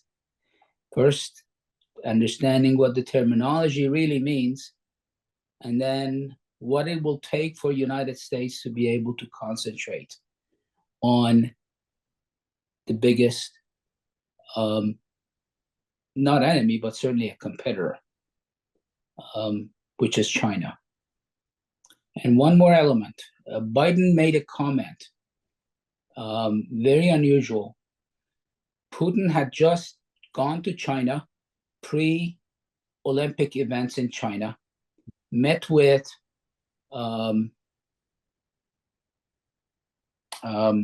his name escapes me, the Chinese leader. And at that point, he had military forces at the border of Ukraine. Biden was specifically asked, if Putin attacks Ukraine, will we get involved? He responded, no. So, I mean, I'm just giving you data points. And it's very difficult to understand exactly why. But I also what was the last data point that you gave? I didn't hear that.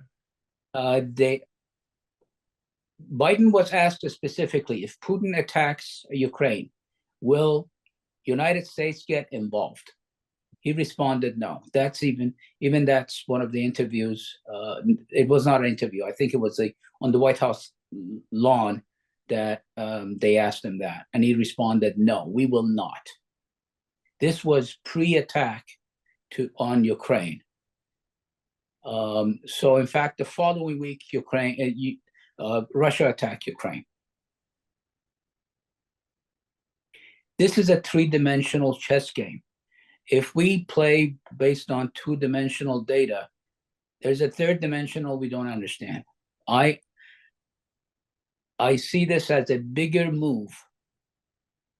And in fact, the Israel war is part of that larger move.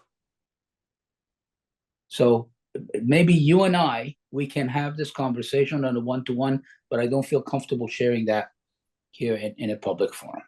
Sure. I'm happy to talk with you about it one-on-one. I can only address what you stated publicly, and so I'll try to do that, although I didn't get notes on everything. But a couple of things. Let me go back to my notes. As far as not being able to understand what's going on with publicly available information, how would you say we should get a sense of what's going on if we can't do it with publicly available information? Absolutely great information. A great question. The problem is you need to only look at long term. The short term data, people have memories and that's what they remember, the majority, and that becomes publicly available information you see in the news. The longer term, no one says, why Biden? Why did you say you will not get involved in the war? No one has ever asked that question. No one has ever asked, a few have, when the opportunity was there for Russia to back out, to pull out, and only hold on, Sean. Let him finish his thought. Only requested for Zelensky to commit to not joining NATO. We, United States, he was ready to do it. It's in publicly available information. He was ready to do it, and we told him, do not do it. We will back you up with military and all of the resources. These are key questions one needs. If you can understand those kind of contradictory questions, if you can answer those, then we might have a chance at understanding what the real big picture is. I'm totally to inject. I lost so many hands there. My memory tell me this way. Actually, before Russian invasion, right, Biden repeated the word of the world, including Zelensky. Okay. However, the world, nobody believed him. Even Zelensky said, look, we have a life. That means you keep saying Russian invade us, and then our economy will be affect our economy, whatever. It is where our U.S. policy right now is low boot on the ground. Does that mean he said we will not involved? I don't know where you got that term. I never heard that, to be honest. Can you point out where you got information that? It is publicly available. Just all you have to do is Google. No, I think I did just put a link in, Michael, that said Biden on January 3rd of 2022 publicly reassured Zelensky that he would respond decisively if Russia invades. So, you know, he may have said something else on the White House lawn that might have been meant to say, we're not going to invade Russia in response to that, or we're not going to attack Russia in response to that. But he did already publicly come out in support of saying that if the Ukraine gets invaded, that the US will have their back. You're on mute. Yeah. I was on mute, yes. You're absolutely correct. I remember that response as well. The first response was, no, we will not get involved. And then in return, Zelensky made some statements, and then he came back and supported him.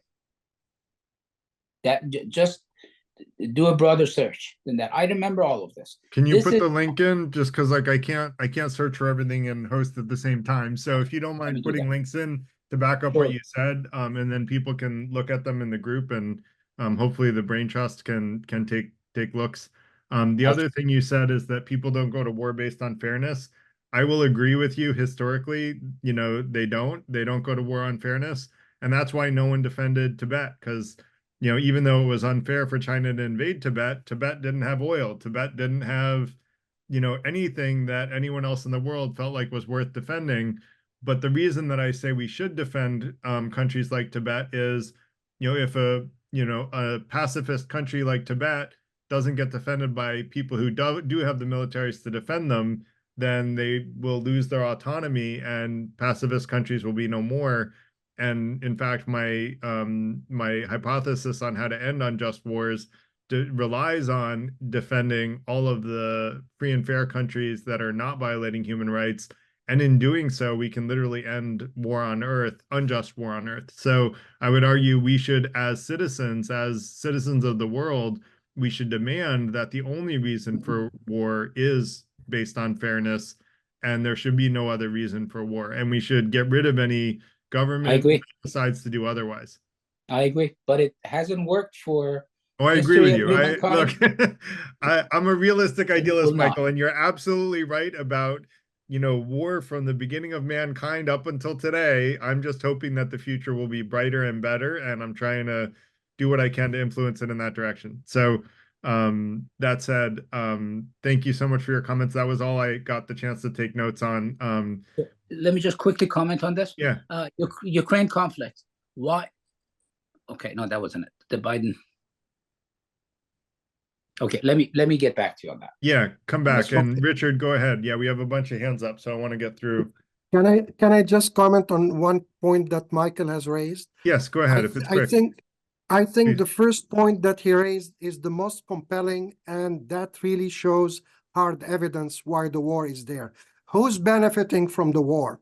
When you look at the benefits that the United States have gathered over the past couple of years, you would truly believe that this is why the war is there.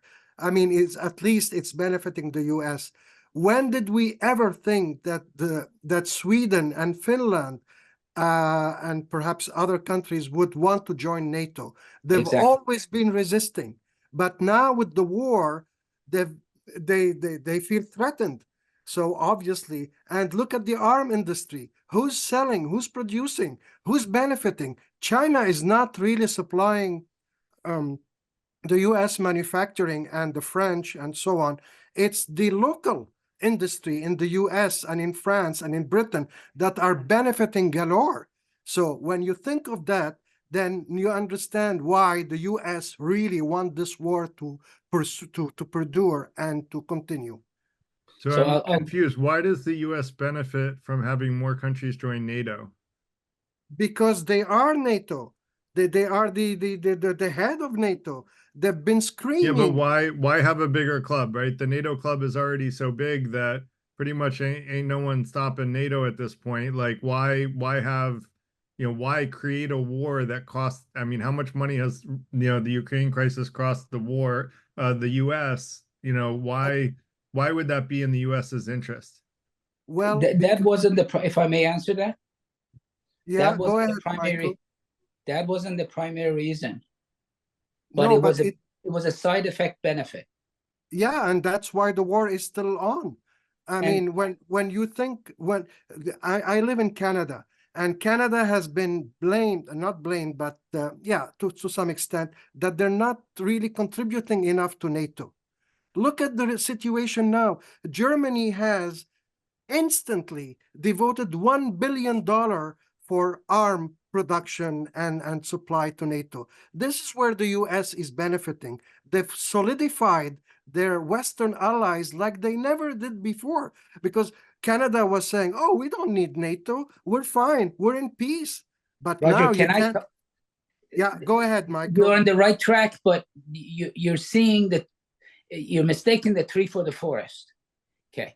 So yes, US is benefiting from the supply of the military forces, not only to Ukraine, but also to other countries as well. But that was the military industrial complex benefiting from it. That's not why we green-lighted the war. Different reason. But that's why we want the war to continue.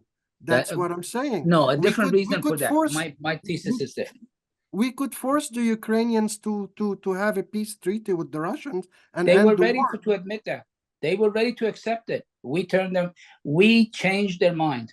Let me, the reference that you asked for, The Guardian, on Wednesday, 8th of December, 2021. Title says, Biden says he won't send US troops to Ukraine to deter Russian threat. That's to deter the Russian threat. That's not to. That was. That's whether or not he was going to send them to deter the Russian threat. That was not whether or not he would send them if Russia actually chooses to invade. Those are two separate things. They are, but it's very fine. I'll find. Oh, that's a big difference, Michael. Big difference. But let's keep going because we have a lot of hands up. So go ahead. Go ahead, Richard. I've been waiting 20 minutes with my hand up, and 3 people have been arguing. I want to. We go back and forth. If people have things that they want to comment on what you say, Richard, we're going to let them ask you questions, but it's got to stay on the same topic that you brought up. I don't know how many people in the group watched the TV series called Servant of the People. It was a comedy TV series made in Ukraine, and the star was Zelensky. He was an actor then. And that show became the most popular show in Ukraine and in Russia. And in fact, the language of the show was Russian. And in 2018, Zelensky was elected president of Ukraine by a 75 to 80% margin. That's the biggest majority, honestly, ever gained, I think. However, the big joke of the whole series was corruption and the oligarchs in Ukraine.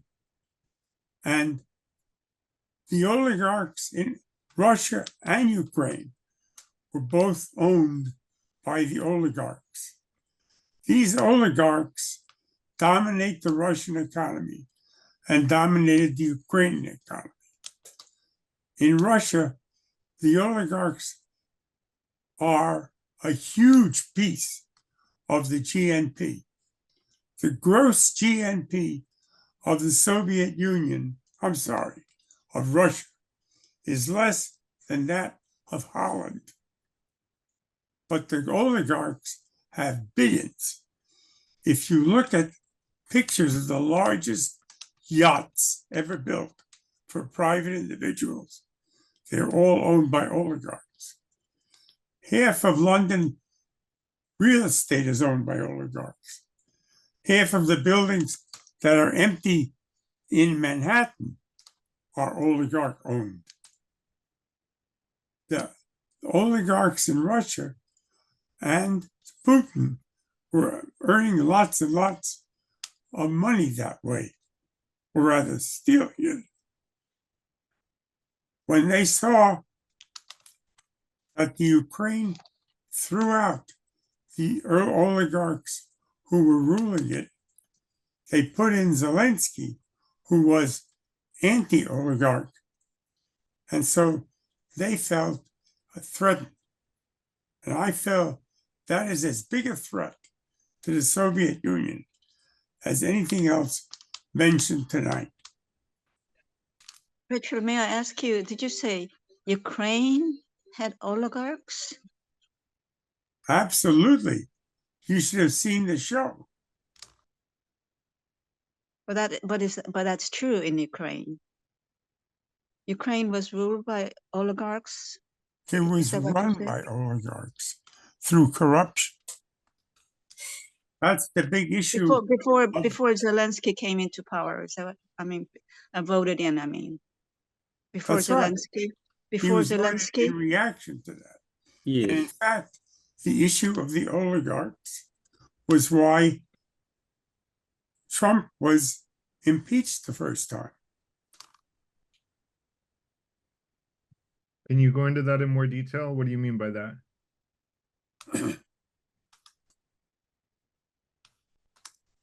Zelensky appointed a prosecutor to prosecute and investigate the oligarchs.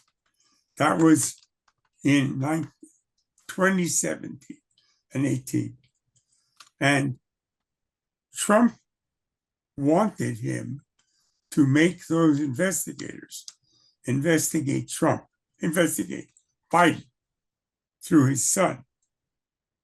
And that's what the favor he wanted from Zelensky was in the recorded phone call. And that's why he was impeached the first time.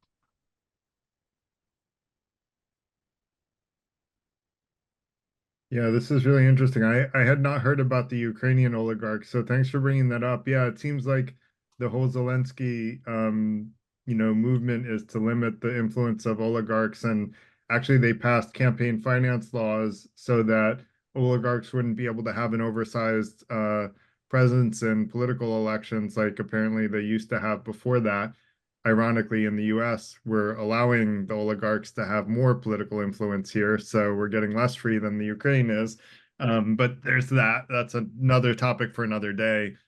Thank you, Richard, for those insights and comments. That was news to me. So thanks for making those comments. Garrett, I posted a Oh, YouTube I'm so video. sorry, but so since Zelensky was voted in, oligarchs have no power and they sort of more or less have disappeared. Is Less. that what you're saying? I think they have less power. I don't think they disappear, right? People with that much money don't disappear. But Zelensky is limiting the oligarchs' influence. Not just Zelensky, but the government of the Ukraine is trying to limit the influence that the oligarchs can have. The oligarchs came to power in the post-Soviet era, and so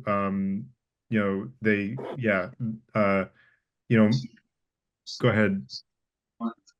As a matter of fact, Pyotr Poroshenko, who was a president of Ukraine before, he was one of the greatest oligarchs in Ukraine. And they say that Zelensky is actually supported by another, the most influential oligarch, Kolomaisky, that currently actually Zelensky is not in a very good relationship with him. But I mean, everything is run by oligarchs. Zelensky as well as Poroshenko and so on. Thanks. Let's let Drew go next. Thanks a lot. I used to run a pretty big meetup for American history. Cool. I know a lot of, I know the history cold. I could have done your spiel, not because because I followed the war very closely for 2 years. I knew what was happening 10 years ago when the Russians shot down that Dutch plane over Ukraine. But you really have to, Garrett, you have to slow people down. They can't, there are a lot of people with ideas, and 3 minutes is about the max you can give them. Yeah, I agree with you. Thank you for bringing that up. Let people jump in and I mean, I hear a lot. I mean, I can spit here. I first of all, it's not the Ukraine. It's called Ukraine now. Okay. Don't say that Ukraine. Sorry. And Yanukovych is the guy's name that you're trying to that you were trying to do. And okay, let's move on. Yeah. Who's missing in this conversation is one name, and that name is Putin. Putin said when he was in Dresden working for the KGB that the largest, the biggest disaster in world history was the collapse of the Soviet Union. This was 1991, or well, I guess he left in 88. In 1988, that's what he said. I'm not sure. So he has been focused ever since he was in the KGB about reconstructing the Soviet Union or the Russian Empire, whatever you want to say. But that's what his impetus has been. So let's go down the list. Russia took over Transnistria, which is part of Moldova. They took over Abkhazia, which was part of Georgia. They took over North Ossetia, which is part of Georgia. They had a war there in 2008. They have intimidated people in the Baltics. That's it. So now we're in 2000. And when in 2014, after the Maidan events, not only did they took over Crimea with the little green men, and they invaded Donetsk and they invaded Luhansk. So what's the common denominator? Vladimir Putin. He is acting like a czar. Bosinka, I'm sorry, that's your name, but you know from history of how the czars behaved since Ivan the Great, Ivan the Terrible, and so on to today. He's the one who is setting the tone for Russian policy and the invasion. Let's talk about him. I want to hear what people think about Putin specifically. Why did he do this? I've always heard it pronounced Putin. Is that not right? In French, you say Putin. Okay. Je ne parle pas français, pardon. If you know what Putin is. Does anybody speak French here? Come on, somebody must speak French. Actually, Putin. I like the way he says Putin because it sounds like he's pukey. Yeah, I agree. I like it. But if nobody speaks French, you don't know what Putin means. But okay, look it up. There's plenty of Canadians here. We do know what the dish poutine is. Yes, sir. I think that the reason that we're going through this, or they're going through this, is because Vladimir Putin was abused. He suffered a great deal of upset and poverty and hardship as a child. So we're all paying for it. Personality disordered abuser. That's why. Thanks. So, so Drew, if you still do your meetup and you want to talk about collaborating, we'd love to talk about that. Feel free to reach out to me offline. Well, if you want to know what my ideas are specifically, that I think this is part of World War III. It's a big name for it, but somebody previously said what's happening in Israel is part of this. I didn't believe it before, but if you look at what that was Putin me. has That done, was Jimmy. That was me. You know, it feels like he has started a war infection. You know, of 2000. well, but it's a reason why he's doing. I don't want to. I'd rather talk about Ukraine because that's something I'd like to. I know a lot of the details. If you wanted to talk facts, but there's a reason why Putin is allied with China, and why Putin is allied with Iran, and why Putin is allied with North Korea, and why he wants to take the United States down.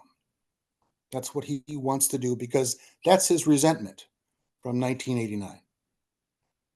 And what happened on the 7th of October was largely, I shouldn't say largely, a function of what Iran has been doing with Hamas. And what Iran is doing is, I think they're being defensive as well. They're worried, and they're saying the best defense is an offense, and their offense is putting the Houthis to shut down the Red Sea, and for them to do things with the North Koreans. Somebody said earlier that who's benefiting the most from this is the United States. No, the people that are benefiting the most are the Chinese. If you look at the trade data, the Chinese exports to Russia have soared in the last 2 years. I mean, clearly the Chinese have done the best. And some of it's military, but mostly because the West has put in embargoes, or I should say they put sanctions on Russia. So the Chinese are replacing a lot of American, I shouldn't say American, but mostly European and Western products in Russia. So they're the ones that are benefiting the most. But I don't think we're having World War III yet with the nuclear bombs dropping on New York right here. We're okay here for a while. But it's part of a larger picture. And strategically, if I was Putin, I would do the same thing, because Russia by itself can't beat, it hasn't been able to beat Ukraine, and it can't beat NATO plus Ukraine and the United States. But let me stop. I want to hear what people think about Putin. Yeah, I'm happy to hear people's opinions. I don't have a lot to respond to or offer to that, but I appreciate your comments, and I hope it's not a beginning of World War III. I think we, as citizens of the world, need to try to tell our governments not to go down that direction, but we only have the influence that we exert, and only that when we yell loudly, and very loudly, and peacefully. So I have a thank you couple for of your comments for the gentleman. Yeah, go ahead. So one, Russia is one of the largest exporter of raw material. China is the largest importer of raw material. The benefit they've had since this war is, since the embargoes, they are now one of the largest importer of Russian oil, plus the majority of the Russian exports of raw material, something that they had to fight in the open market for. Now they have direct access to. So I agree with you, they are a very large beneficiary of this. I'm saying that China's exports to Russia, which wasn't China's that big a deal. export, I haven't looked at, but I mean, they never had issues with exports. Their issue I understand what Russia was about, but China has increased their market share in Russia of manufactured goods. Right. That may very well be true, but they have never had an issue with the export. They are the largest exporter of the world. What they have always had issues with, because they just don't have the raw material, is the import. Of course, yeah. So my point is, we're agreeing to the same point, but the fine points are different. One is, I'm saying they're benefiting because now they have direct access to all the exports of Russia, which is primarily raw material. I guess my point is, Russian. we're agreeing. All I'm saying is, China is the one who's benefited the most from this war. We are benefiting differently, substantially differently. I said the most. I mean, you're talking about some people that make tanks or missiles or artillery shells. No, let me ask you another question. You said something about this is the beginning of the World War. That is maybe the outcome. What do you think is the reason? It's because Putin is evil? I don't believe in evil. Okay, or a very bad person. I just don't believe in anyone good in the world politics. Everyone is equally bad. It's a question of how well they play that. Well, I mean, I do distinguish people. I don't think that. I think Putin thinks that he's doing the right thing for himself and for Russia. Right. I think that. I think Hitler thought he was doing the right thing for himself and for Germany. We agree with that, Drew. He's a bad dude. Hitler was a bad dude, and the primary reason, the primary reason Putin is playing it this way is, and also Iran is playing it this way, is they don't want to be respondent to they don't want the outcome to be dictated by the United States. Yeah, guys, I want to respect that we have a bunch of hands up and only 6 minutes left, so I'm gonna try to we're down into like 30 seconds or less per person if we could. Thanks someone for pointing out. Thanks for pointing out the time crunch. So Charles, go ahead. And then I'm gonna let and I'm sorry, Basilka, but Zurab hasn't gone, so I'm gonna let him go before you. And then we'll go to you afterward. Actually, Mike hasn't gone either. But let's try to get to everybody, but keep it very short if everyone can be very pithy. Charles, go ahead. Yeah, thanks. Small suggestion. So maybe in future, how to have more efficient conversation. But we can talk about that later. Yeah, let's talk about it offline. So Yeah, I can talk about this for an hour and a half, if not 13 hours, but so I'll try to do my best within the limited frame, of course. A couple major things I want to point out, mostly macro factor. One is about epistemic hygiene. So I think that it'd be worth kind of considering, given of how the way that our media portrays, this reports this conflict, is mostly one-sided. It's, good versus evil, black and white, and it seems to be overwhelmingly, basically, we have made a decision that it's Putin's responsibility, his evilness or whatever you want to call it, alone that is responsible for conflict. Whereas, that could very well be the case. That could be reality, or it could also be a sign of information bubble. And I think if we want to be epistemically, good with hygiene, we have to also kind of check other sides. So it's worth considering what are the strongest arguments that we ourselves have exposed ourselves to, and then maybe kind of check on that. That's one thing I want to, point out.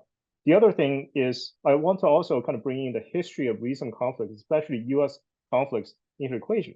So if you look throughout conflicts, going back to Vietnam, or even other conflicts, before then, is that typically we often start a war overwhelmingly supportive. It's often a good versus evil, again, black and white narrative about what is going on. And oftentimes it does involve a lot of the negative personal characteristics, all the bad things we find moralistically bad about different dictators, blah, blah, blah, blah. But only afterwards do we find out that actually the world's far more complicated. This goes for, Vietnam. This goes for, I can name dozens of conflicts, Iraq, Syria, and so on and so forth. So it seems also epistemically relevant that we're kind of getting the same sort of, the narrative once again is worth questioning, because oftentimes we don't find out, right now, we find out years later when we have paid a price. Imagine going back to Iraq invasion, starting Iraq invasion, if you point out some of the complexities, not that everybody can agree that Saddam's a bad guy, but if you point out some of the complexities about the conflict, you have been called a terrorist. Nobody will listen to you. So I think it's worth, again, the overall framework. Okay, now I'm going to go into the second major important issue, which is the framework for analyzing this. If you actually, study international relations or follow this, at least as hobbyists, you'll know that overwhelmingly, international relations is not handled by a moralistic framework, which mostly we have analyzed today. It is actually analyzed, through a realpolitik or realist framework, and that requires us to have a good understanding of reality. I know, Gary, you're big on being a hyper-realist, which is how does the world actually work? How does international relations, international conflicts, decisions made by statesmen, by states in general work? What kind of framework is it? I hear a lot of teleological arguments. Oftentimes it's actually far more complicated, dynamic. You're going through first layer, second layer, often very complicated decision-making process.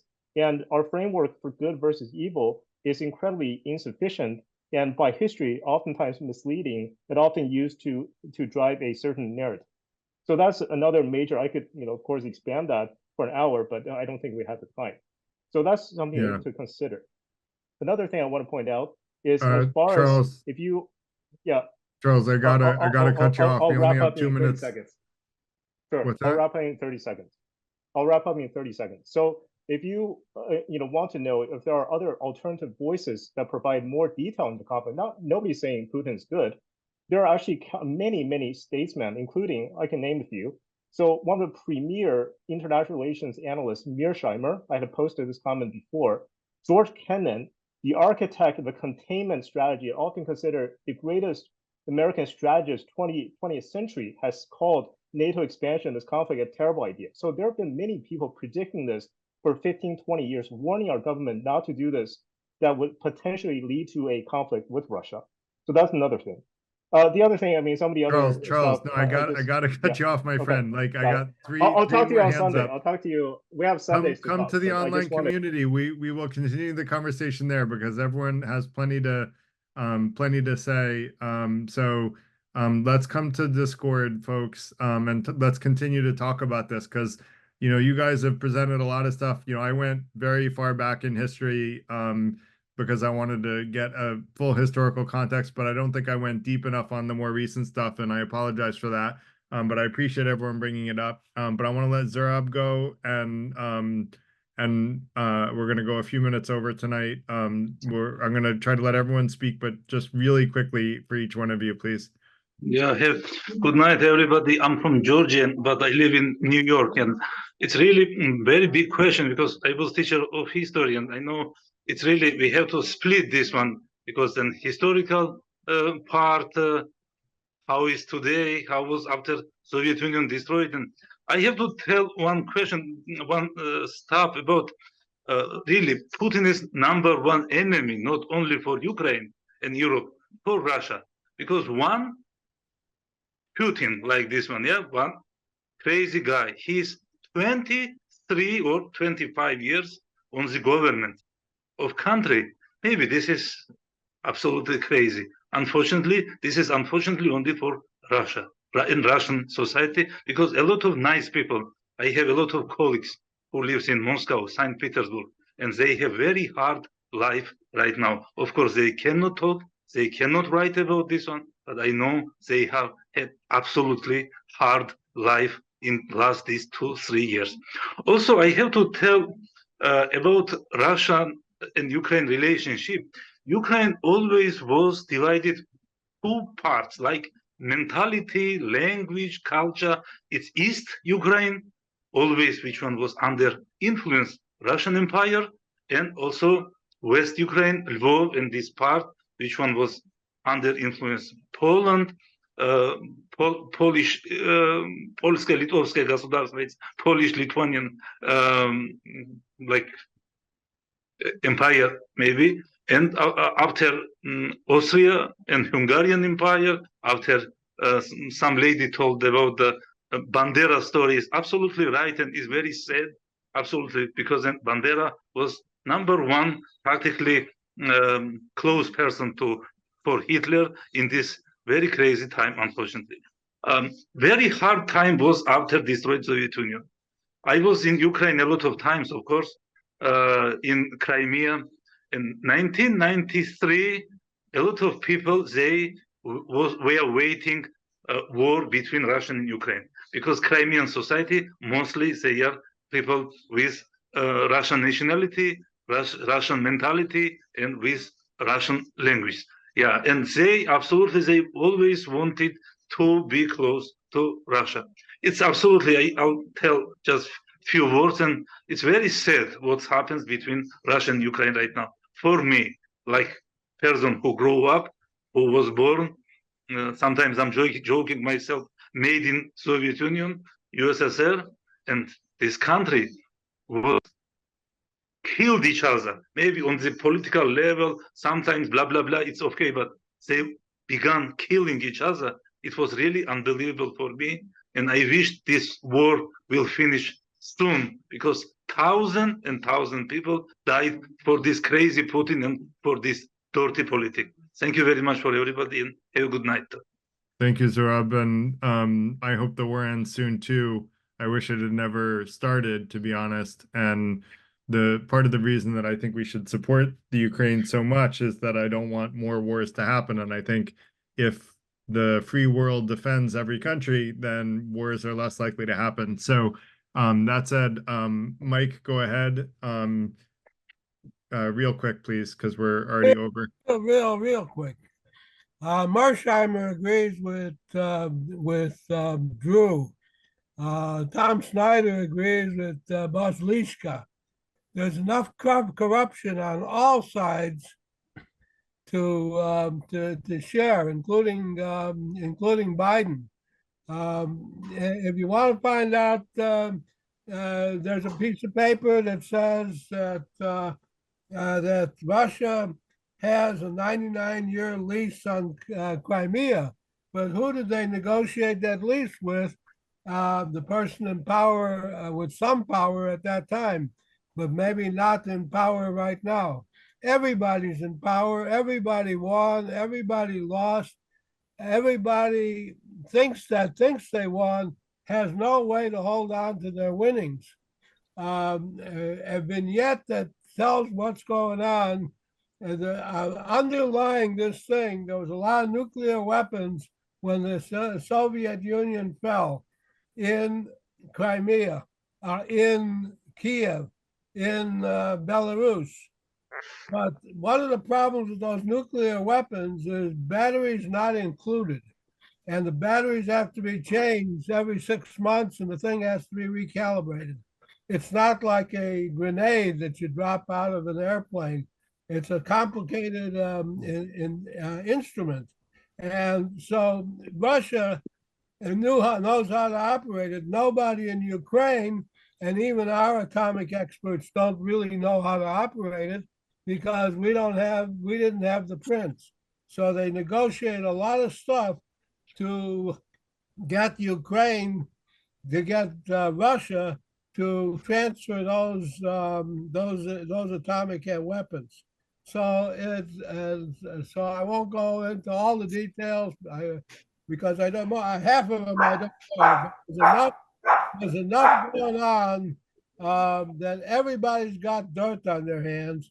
Half of what's in the Hunter Biden laptop indicts the United States, and Putin can be indicted. And but it may be that Putin's hands may be cleaner than most of the other people. Some of the things he's done were to control the oligarchs and get them to cooperate with each other. And there's a lot of documentation on all that. I have an idea that Mersheimer knows a lot. Try to finish up, Mike. Drew knows a lot about it. Everybody on this panel knows a lot about it, possibly even including me. And I yield the balance of my time. Yeah, I don't know of anything meaningful on Hunter Biden's laptop other than his Coke dealers. So I haven't heard of anything else come out that was actually useful. That said, if you want some Coke dealers, check into it. So Chad, go ahead. And then Basilka, I want to give you another quick chance to speak, but I want to let the people who haven't gone go first. Hey, sorry for raising my hand so late. The topic of the discussion is Ukraine-Russian war. What should the U.S. do? I feel like there was a lot of focus on the history and facts and what was wrong, what was not, mispronunciations of names and countries, whether to use the Ukraine or not. But I just wanted to ask, like, what you thought the U.S. should do differently than what they're currently.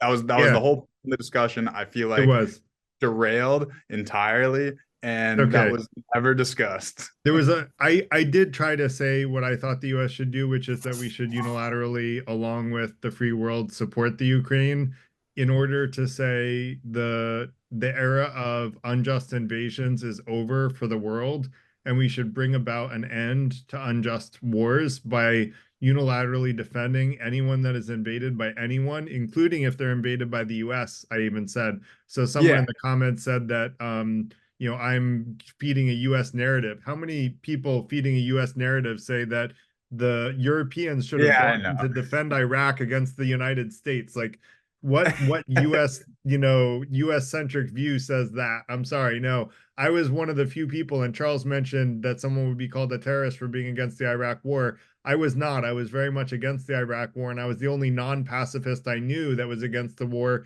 And the reason is because I researched the evidence for the war and I saw that it was very lacking. And we talked about that other night, so I won't go into it because we're also past time. But you know, back then we could have political dialogue peacefully and we could disagree with things peacefully. And these days everything's just very emotional. So thank you, Chad, for asking the question. That's my answer. Of course. And I was particularly asking like about the U.S. itself. Like I know you spoke like broadly about what you think the world should do, but obviously like that isn't. I think we should lead. We should lead the rest of the world to say, "Hey guys, we got to be all in on this. We got to defend any unjust aggression, not just the Ukraine, but Taiwan or you know, like." You know, any unjust aggression, like that's not from a country that is, you know, violating human rights or like where the government is not violating human rights. We talked about, I'm not going to go into Israel-Palestine or I'm going to open up a whole new can of worms. I gave my opinion on that another night. But basically any unjust war to me should be stopped through unilateral support of the free world. So if you were commander-in-chief, you would go deep into this, send the troops, send our planes, go crazy. Try whatever. Garrett, let me can I jump in here for real quick? Go ahead. Garrett, you got two choices. Right now you can support what the United States, or what the Biden administration is trying to do in Ukraine, send $54 billion over there, or you can be against it as Trump is saying. Those are the two choices in front of us right now. The choices as far as, stopping as unjust voters. wars, that's not on the plate today. And tonight, Trump won the New Hampshire primary, and he is, he's against Ukraine. He's against, I'm not going to. But those are the two choices. You can guess what my where I come down, and perhaps you as well. That's what we have. Right. And there are a lot of folks on this list. I can see what their texts are, who are against the United States providing help to Ukraine. But those are that's it. There's nothing really more complex than that. I agree with you, and I wasn't meaning to avoid that point, Drew. Yeah, I do think that we should support the Ukraine in the funding that's required. And I was saying that I think we should go further. Now, boots on the ground, Chad, I wouldn't go that far because I don't want to start a nuclear war. And if we do something that's going to start a nuclear war, that's bad for all of us. So, I don't know enough, and this is where I will agree with Michael that I don't know enough about the behind the scenes stuff to say how much is enough, but I will say continuing, economic support and giving weapons and stuff like that we've already been doing, I think we should do, and we should encourage others to do, so that the war ends in a Russian defeat and Russia says, not only am I not going to invade anywhere else, but that China thinks twice about Taiwan, and that any other country that's thinking about invading any other country thinks twice about that. When we defended Kuwait, I felt that's like a nice thing to say. Yeah. But the problem right now is we have Donald Trump, who right. is going to be the Republican candidate, and he is going to support no support for Ukraine, not Correct. a little bit, and that is basically going to put the United States in the same camp as Russia. Quick comment. Trump just won the candidacy in New Hampshire. Yeah, that was mentioned. You know it, yeah. Go ahead, Michael. Quick comment. One, my prediction: this war will last another 10 plus years. It's a war of attrition. It's designed to be a war of attrition. Very quick, Michael. Analogy of that is when in the war between Iran and Iraq, where we supported Iraq just sufficiently to weaken Iran. This is a similar war of attrition. So Anya has her hand up and hasn't spoken, but had a lot of things to say in the chat. So Basilka, I'm not trying to snub you here. I really do appreciate everything you said, and I do want to hear you again. And I've been up since like 4 o'clock or 4:30 this morning, so I'm gonna have to sleep soon. But Anya, do you want to go? And then let's keep it to like less than 30 seconds each, if we could.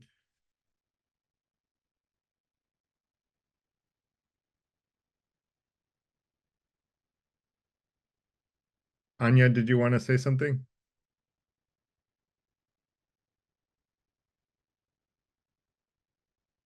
All right, then Basilka, it's back to you. Just keep it very pithy if you don't mind, very short.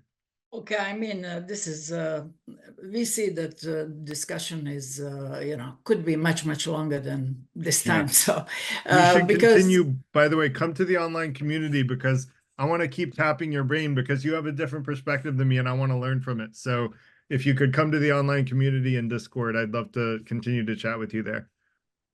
Okay. Okay, I will try. But what I wanted to say, some things were mentioned by Charles and then by Zubar, or whatever his name was, and by Michael and so on.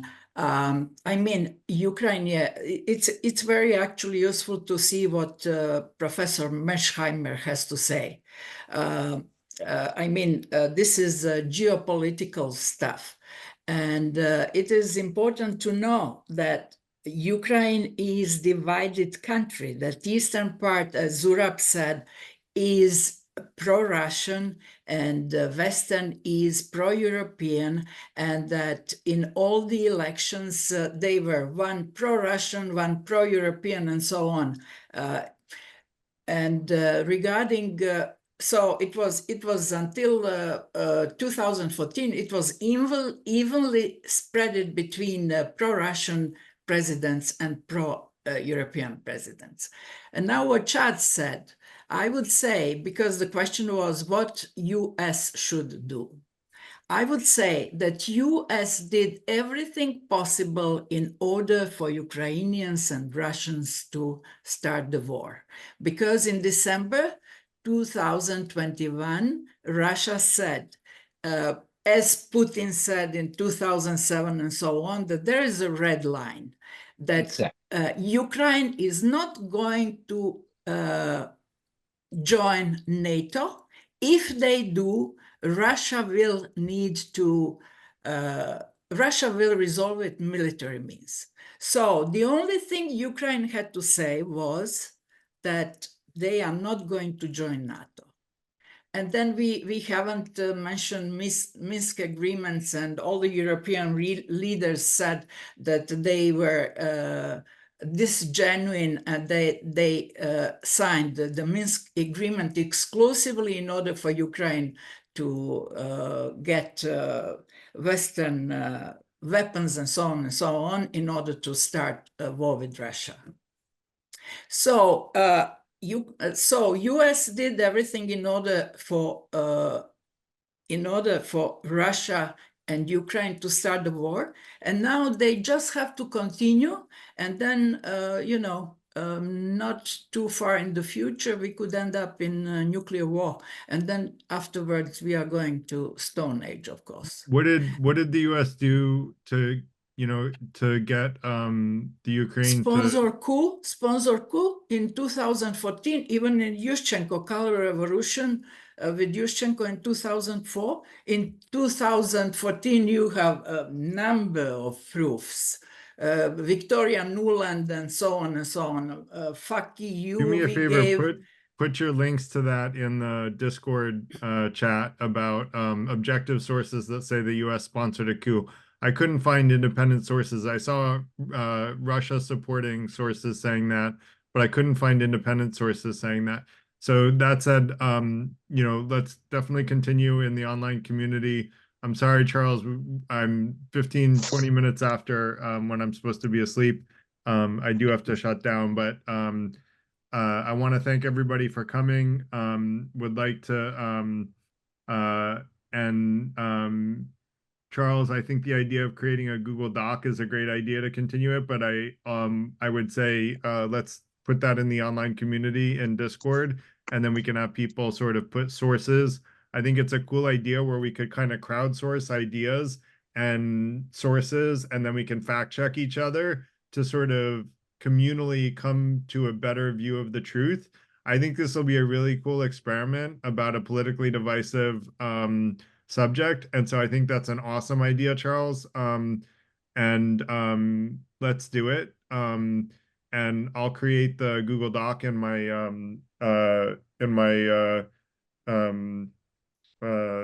shared drive so that I can give everybody access to it, and then we can all kind of post sources, and we can refute other people's claims if they're politically biased, et cetera, and do fact checking for each other.